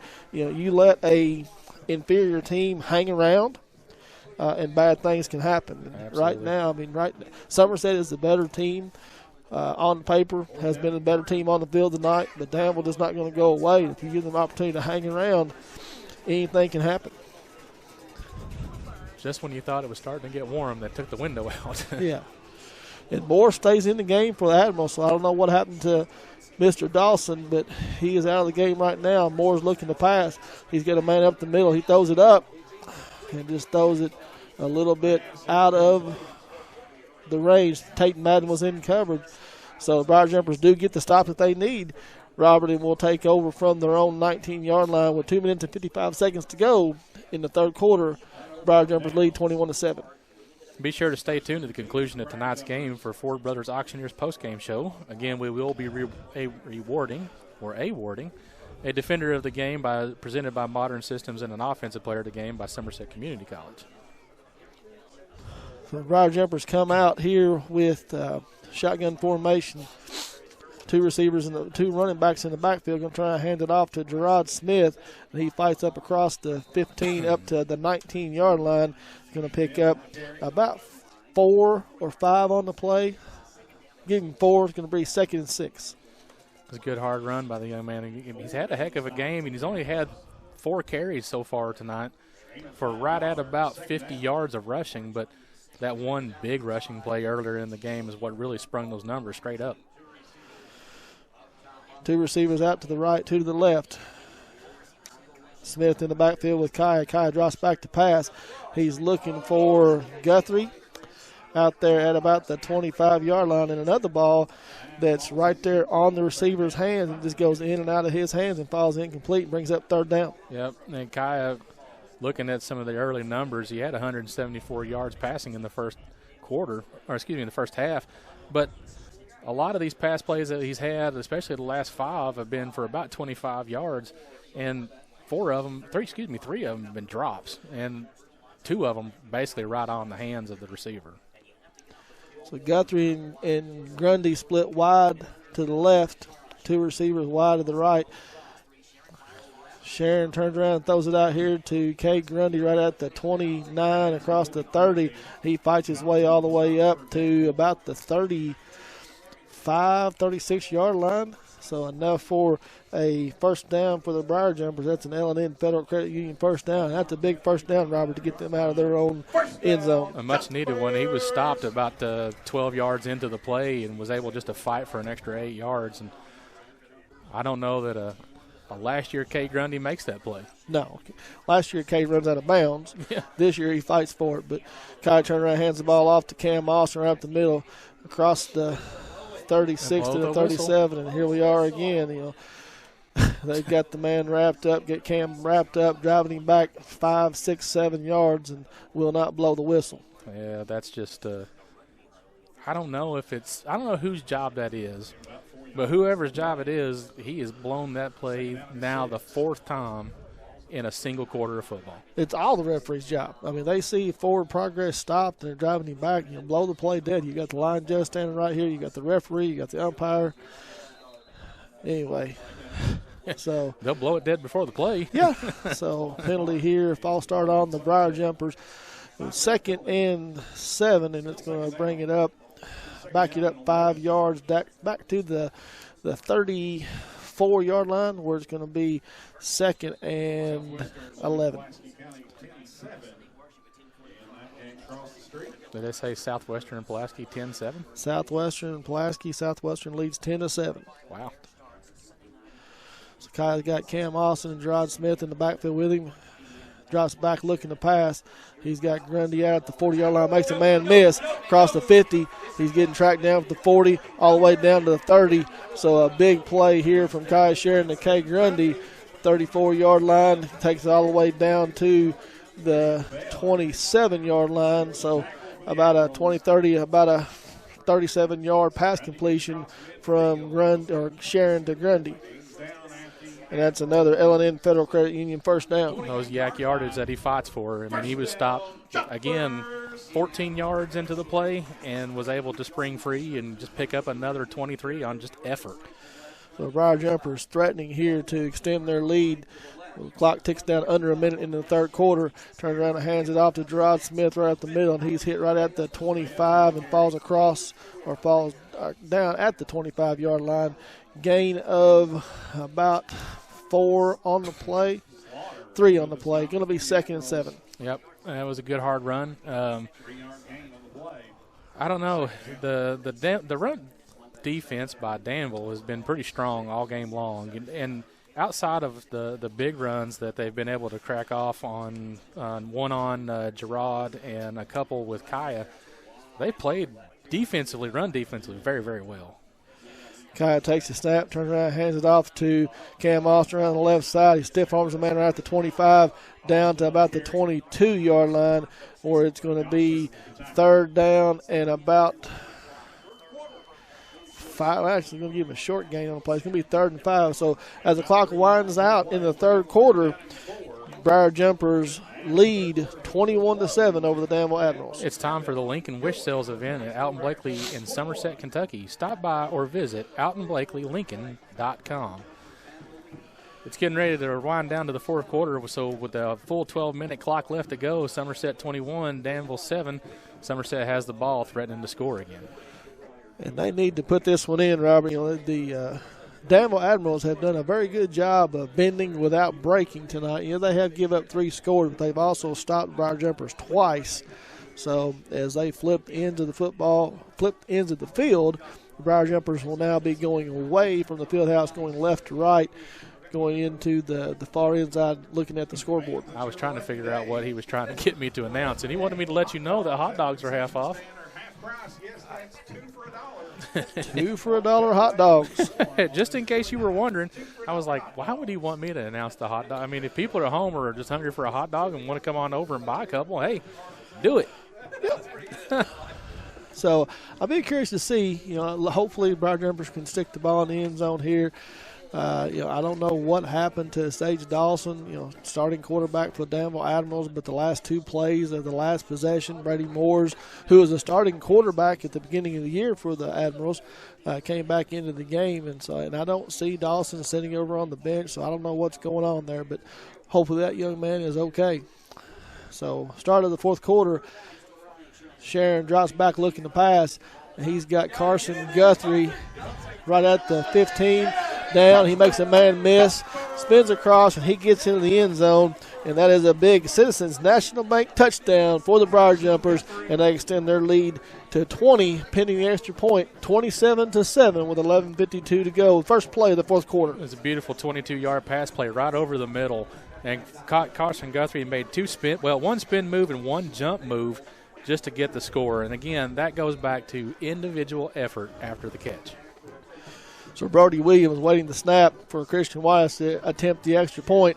Snap is back, it's down, and it is up, and it is good. And so exactly what the Briar Jumpers needed to do. They extend their lead out to 21 over the Admirals, 28-7. Any sport, any season, sports physicals at Quick Care are only $25. Don't make an appointment. Don't pay for an office visit. Don't sit around the waiting room for an hour. Quick Care gets you in and out and on the field for less. They're conveniently located right behind the hospital just off Bogle Street and Med Park West.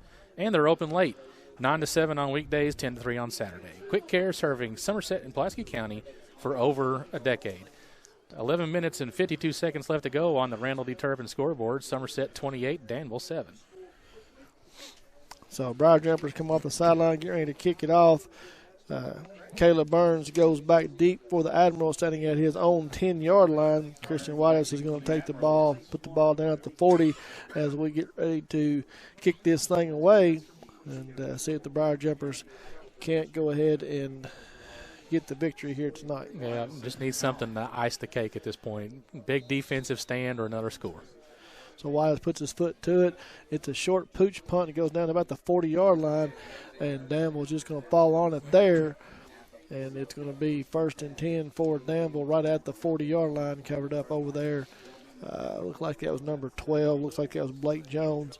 So we'll see if Sage Dawson comes back out to direct this offense or Brady Moore stays out there. Yeah, and they've still yet to break the huddle, so it's hard to see the number. Looks like Dawson's back in the game. So I don't know what happened there in the last series, but Dawson is back in the backfield with Burns. Makes me wonder if he was one of those people caught up in the squabble and they just maybe took him aside for disciplinary or something. So Dawson turns around, hands it to Burns on a sweeper on the left side. He's got a blocker in front.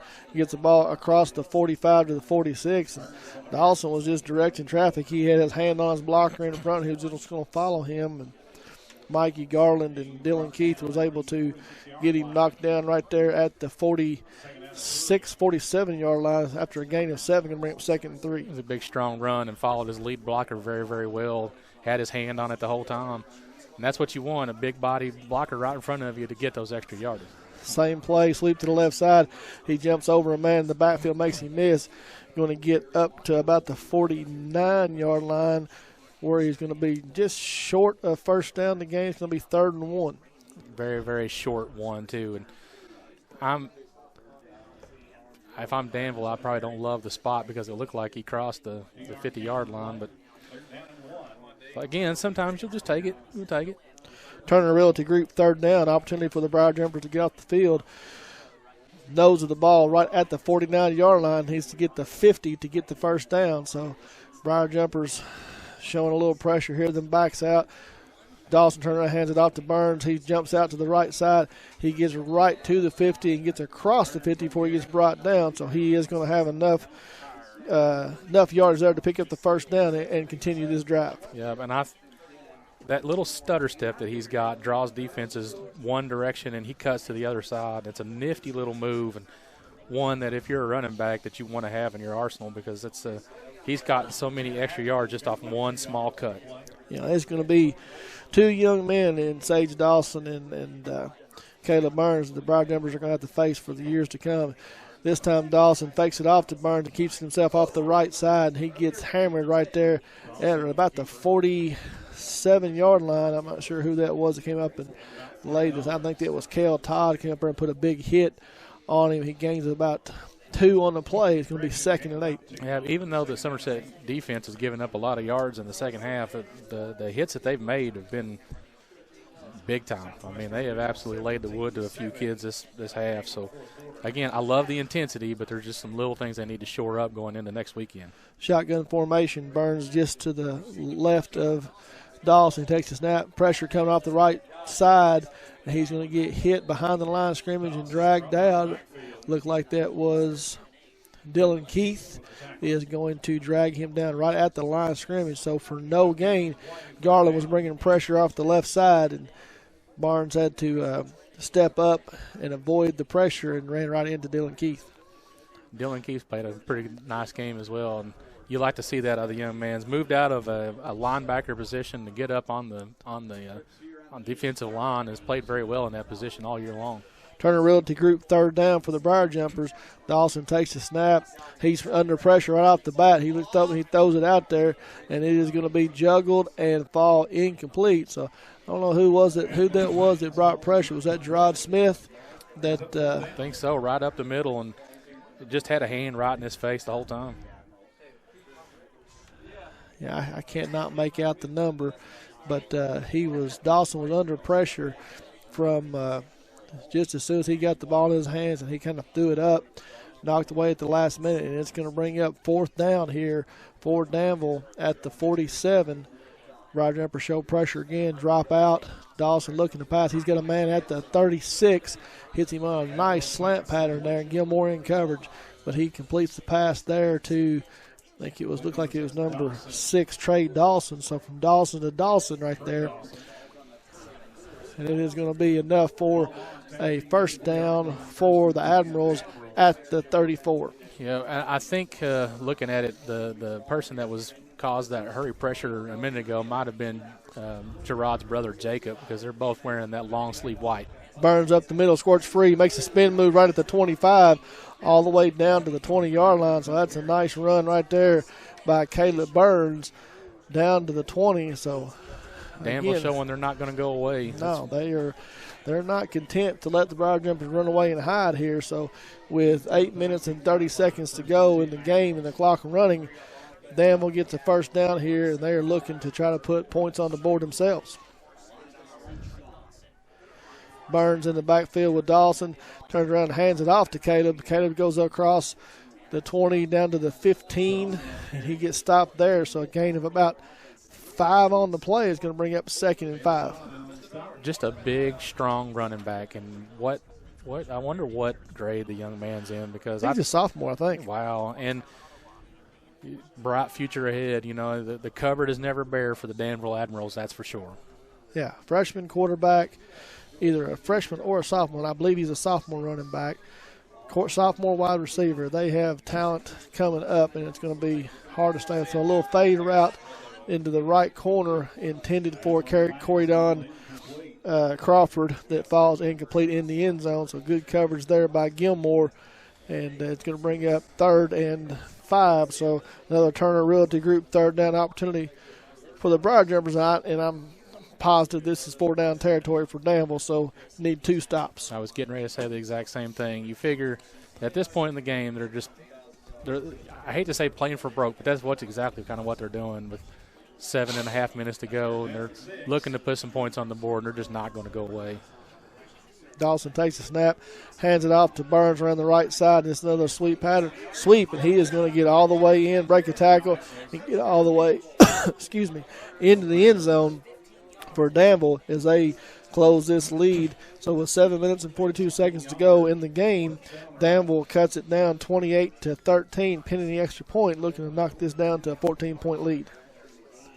Going to make a game of it, and that's kind of what happened last time. Of course, we talked earlier, and the score later in the game was 34-7 until they put some of the reserves in. But again, you can see that Danville's made a lot of adjustments and gotten a lot better as the season's progressed. Walls on for Danville to attempt the extra point, and it is up and through.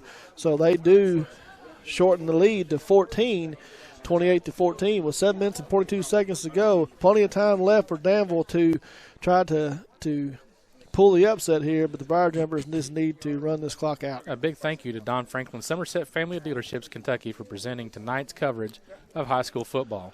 Be sure to take advantage of the end of summer savings at any of their Somerset locations. Visit them on Facebook at Don Franklin Somerset Family Dealerships, where they treat you like family. 7 minutes and 42 seconds left to go on the Randall D. Turpin scoreboard. Somerset 28, Danville 14. So I would guess that you're definitely not going to see a ball kick deep to Grundy. I'll be curious to see if Danville doesn't come out and try a little onside kick or try to do something to get the ball back right here. Ew, starting to get cold again. Well, they've opened this door a bunch of times, and you're sitting right there beside of it. So you got the wind open, and we'll see. Score update from across the street. Southwestern has extended their lead 17-7 in the fourth quarter. I wonder how much time's left in that game, because I don't know. It was halftime before we reached halftime, so there can't be a ton of time left in that game. So they do kick it down short, and they just fall on it there. Gilmore just falls on it at the 40, looks like about the 43-yard line. So the Briar Jumpers are going to take over there, 1st and 10 with 7:38 to go in the game, leading 28-14. At White's Cabinets, they provide their customers with friendly service. They value your business, and it's their mission to provide reliable products and services. The courteous and professional team at White's Cabinet Design Center can turn your vision into reality. Visit the White's Cabinet Design Center on the corner of South 27 and Slate Branch Road to learn more about what they can do for you. So Mr. Boone, listening to the ball game and getting updates for us, just gave us a little update, 17-7. And as Gerard Smith, I'm going to come back to that, breaks one right up the middle, gains of about 13 yards on the play, takes it all the way down across midfield, down to the 43-yard line, 1st and 10. So that's another L&N Federal Credit Union first down for the Briar Jumpers. But as I was saying, Bob Boone came back and said 5 minutes to go in the fourth quarter. Wow. Southwestern up 17-7. Yeah, if they hold on, it's a good win for Southwestern, considering at one point in the season they were 3-5, which 2 games ago. They rattled off a couple of big wins, and now they're going to be playing for a district championship. Kai letting the clock wind down, takes the snap, turn around, hands it back off to Gerard Smith again off the right side. He's going to get across the 40 down to the 39. Going to pick up about 3 or 4 on the play. Give him 3. Going to be 2nd and 7. I think they're going to be content letting Gerard Smith just get yardage as he can get it to try to run the clock at this point and try to keep Danville's offense off the field. 1 minute and 20 seconds left in the Southwestern PC game, so that's winding down quick over there. Looks like Southwestern is going to hang on and pull the upset again in the state playoffs and going to advance to the second round. Yeah, and hats off to PC for a big season, and it's a shame that you got their starting quarterback goes out the way he did. But Cam Austin breaks a play right there and gets off the right side. Going to pick up about 6 on the play. Is going to bring up 3rd and a short 1. But anyway, what I was going to say is Pulaski probably not the season that they expected. They were 7-1 at one time and lost a couple of games late. However, nothing to hang your head on. Pulaski, very good program, and got a bright future ahead of them. Oh, yeah, so 3rd and 1, 5 minutes and 49 seconds to go, and the clock running. Kai takes a snap, turn around, hands it off to Gerard Smith off the left side. It makes a man miss, makes another miss, runs over another man, makes another man miss. He's going to get into the end zone, 10, 5, and all the way in. So Gerard Smith from 33 yards away puts the ball in the end zone and probably puts this one out of reach. And that is a big Citizens National Bank touchdown. And on the Randall D. Turpin CPA scoreboard, Briar Jumpers now extend their lead 34-14. If I'm a betting man, I know that Gerard Smith's family is probably at home sitting here watching this game tonight and couldn't be more proud of hearing their kid called over and over again. Gerard Smith having a heck of a game tonight. William is looking to put the ball down for Christian White. Has the snap. Ball is up, and it is going to be short. So 20-point lead for Briar Jumpers with 5:35 to go in the game. Somerset leads Danville 34-14. Entrust Counseling is proud to offer psychiatry, counseling, case management, medication assistance, and family practice services all under one umbrella. Please call them at 676-0638 or check out their new website at entrust-healthcare.com to get services started today. You can also find them on Facebook. With 5 minutes and 35 seconds left to go on the Randall D. Turpin scoreboard, Somerset 34, Danville 14. So exactly what the Briar Jumpers needed to do short of just running the clock out. They do get another score, so it's a three-score ball game here, so Danville's going to have to do something and do it in a hurry if they plan on pulling this upset. Absolutely. And it's been a good game. I give Danville a lot of credit. There's a lot of fight in this young team. And you can tell that even though that record isn't what Danville Admirals might expect, you can tell that week in and week out they've got better and better, and they're so young, and there's a bright future ahead of them as well. So Christian just pops it up to the 40. Its ball's loose, but Danville is going to fall on it right up there at the 36-yard line, and they're going to take over 1st and 10 from the 36. Magic Monograms has moved to 110 Creek Terrace, conveniently located off North Twileway 27 between Big Lots and Backyard Burger. The place for custom embroidery, screen printing, and so much more. They can put your designs on medical and athletic uniforms, corporate and school apparel. Find them on Facebook. Search Magic Monograms and Embroidery. Dawson's going to bring the Admirals up to the line of scrimmage, send 2 receivers to the left, 1 to the right. He has 2 backs in the backfield with him. Burns lined up just off to his right, takes a snap, hands it off to him. That sweep play off to the left side. He's got blockers in front. He gets stood up right at the 40-yard line and driven back, so gains about 4 on the play. They're trying to get it stopped, but they just keep going. Yeah. And again, not stopping it in what most probably watching would consider the right time, because I guess they're just content on letting that play happen to see if anything at all happens. I'm not sure. I'm not sure where this referee crew is from, if they're 12th region officials, or if we're not 12th region anymore, obviously. I don't know where they're from, but they have let the play go all night long as Dawson sends a man in motion from right to left, takes the snap, fakes the pitch, turns around, runs out to his right. Oh, he's got a man right at the 45-yard line to hit right there. And he was hit a little bit late, but they let it go. I'm glad he swallowed the whistle on that one, because when he made the contact, I was sure it was going to be an extra 15 yards. Ball is placed down. Nose of the ball is put right at the 44-yard line. It's going to be 3rd and 2, and that is a Turner Realty Group 3rd down. Opportunity for Somerset to get 2 stops here and get off the field. Dawson calls out the signals. Somerset showing a little bit of pressure up the middle as Dawson stops, looks over to the sideline, looking to change the play up. Drops out of coverage. He's going to keep the ball himself, run around the right side. There's nowhere to go. He's going to be brought down there by Mikey Garland, and he's going to get a big loss on the play of about 3 or 4 on the play. They're going to spot it down at the 41, and so now it's going to be 4th and about a long 5, maybe 6. 4th and manageable goes into this, and I'm sure they go for it. Why not? You got nothing to lose here. Have to. But, man, you're just going the wrong direction if you're Danville right now. 2 receivers to the left, 2 to the right. Burns in the backfield. Dawson takes the snap. He's looking to pass, and that's Moore's back in the game. So they've taken Dawes out, and he throws it short.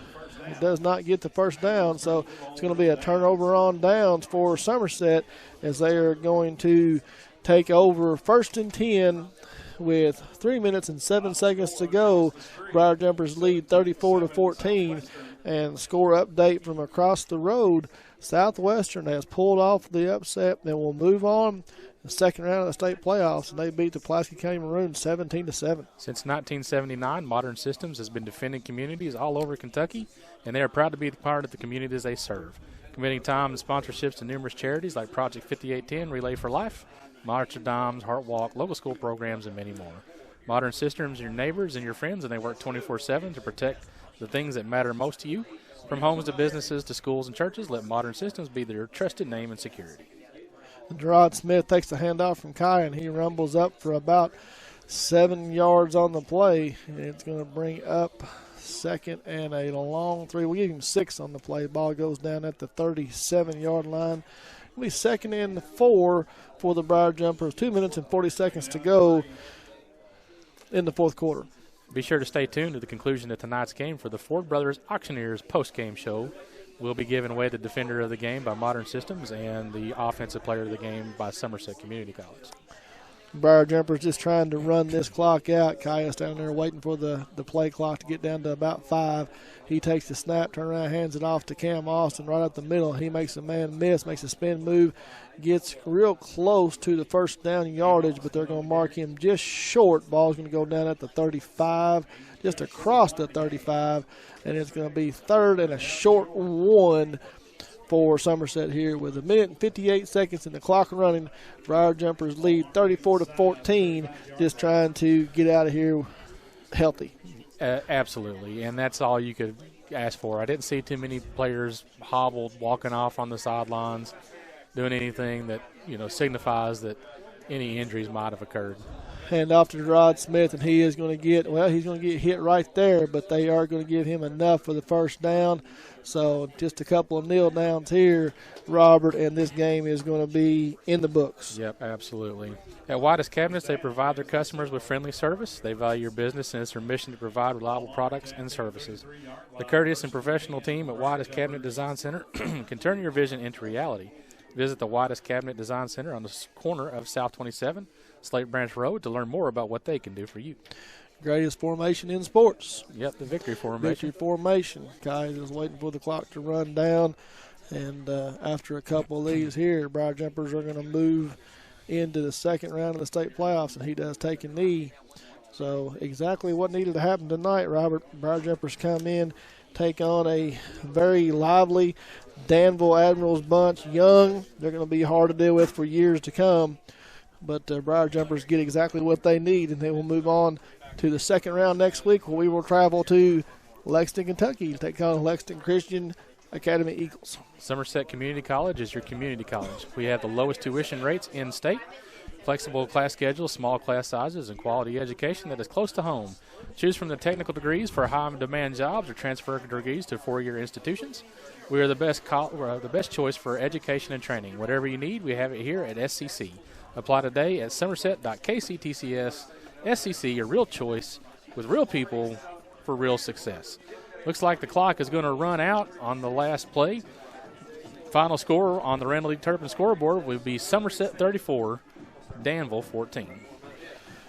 So as we give Robert a little bit of time to tally up some stats, and I know he did a very good job tonight keeping up with it, and I think he'll have some good numbers for you here in just a minute. And talk about the Briar Jumpers here. They come in and take care of business in a game that, a lot of people thought was going to be a blowout. They were never going to pull away. This type of game here between Somerset and Danville went on. It's a big rivalry for many years and will continue to be from years to come. Danville season ends on a note that they were looking for something this year, but they are a real big rebuilding team. They won the state championship 2 years ago. They've lost a lot of seniors the last couple of years, and so they will be heard from here in years to come. And I do want to say, if you could overhear there, Coach Robbie Lucas just picked up his 100th victory as head coach. And so that is a great accomplishment for Coach Lucas, and I'm glad he could do it here at Somerset High School against the Danville Admirals. That's something you can be proud of. Tonight, passing yardage looks like Kaya Sharon with 23 attempts for 255 yards and 2 touchdowns. So not a bad night in the air for Kaya Sharon. He was able to connect to 5 different receivers.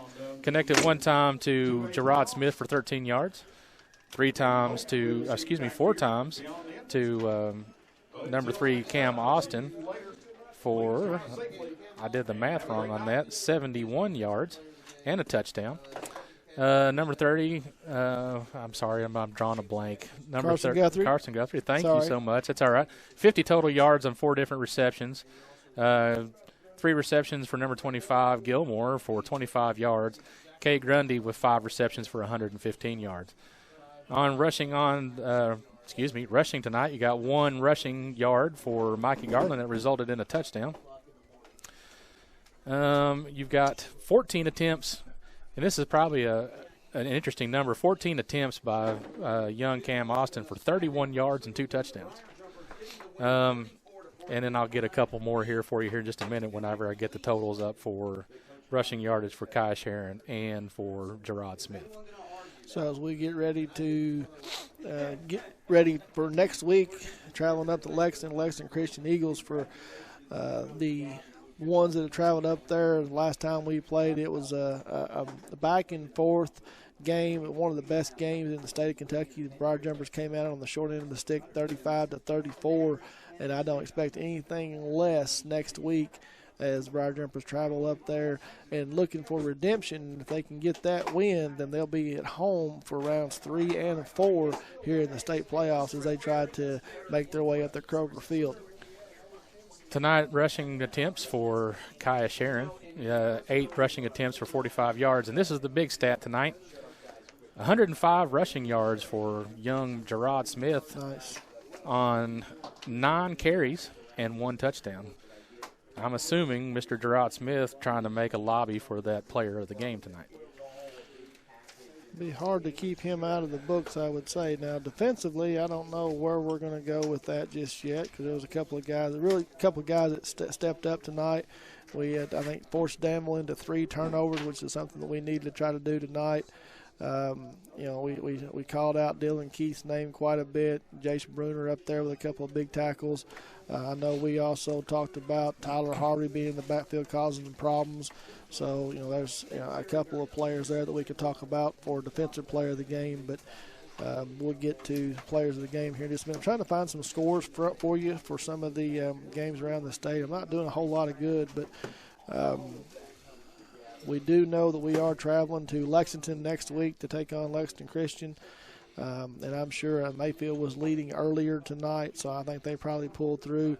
I haven't heard of any upsets, but this time of year, anything can happen and usually does. I know Breathitt County was able to complete their undefeated season last week, so Briar Jumpers are 1 point away from being undefeated themselves, Robert. So they'll go into the second round being 10-1 on the year and going to take on an undefeated or a one-loss Lexington Christian team. Yeah, I'm trying to get the KHSAA app to give us some scores because sometimes you get some scores pretty early, but as of right now, nobody's really reporting anything on any. I got a few here for you. Do you? Okay. Yeah. So in Class 2A, Beechwood was able to handle Holy Cross. Covington shut them out 63-0.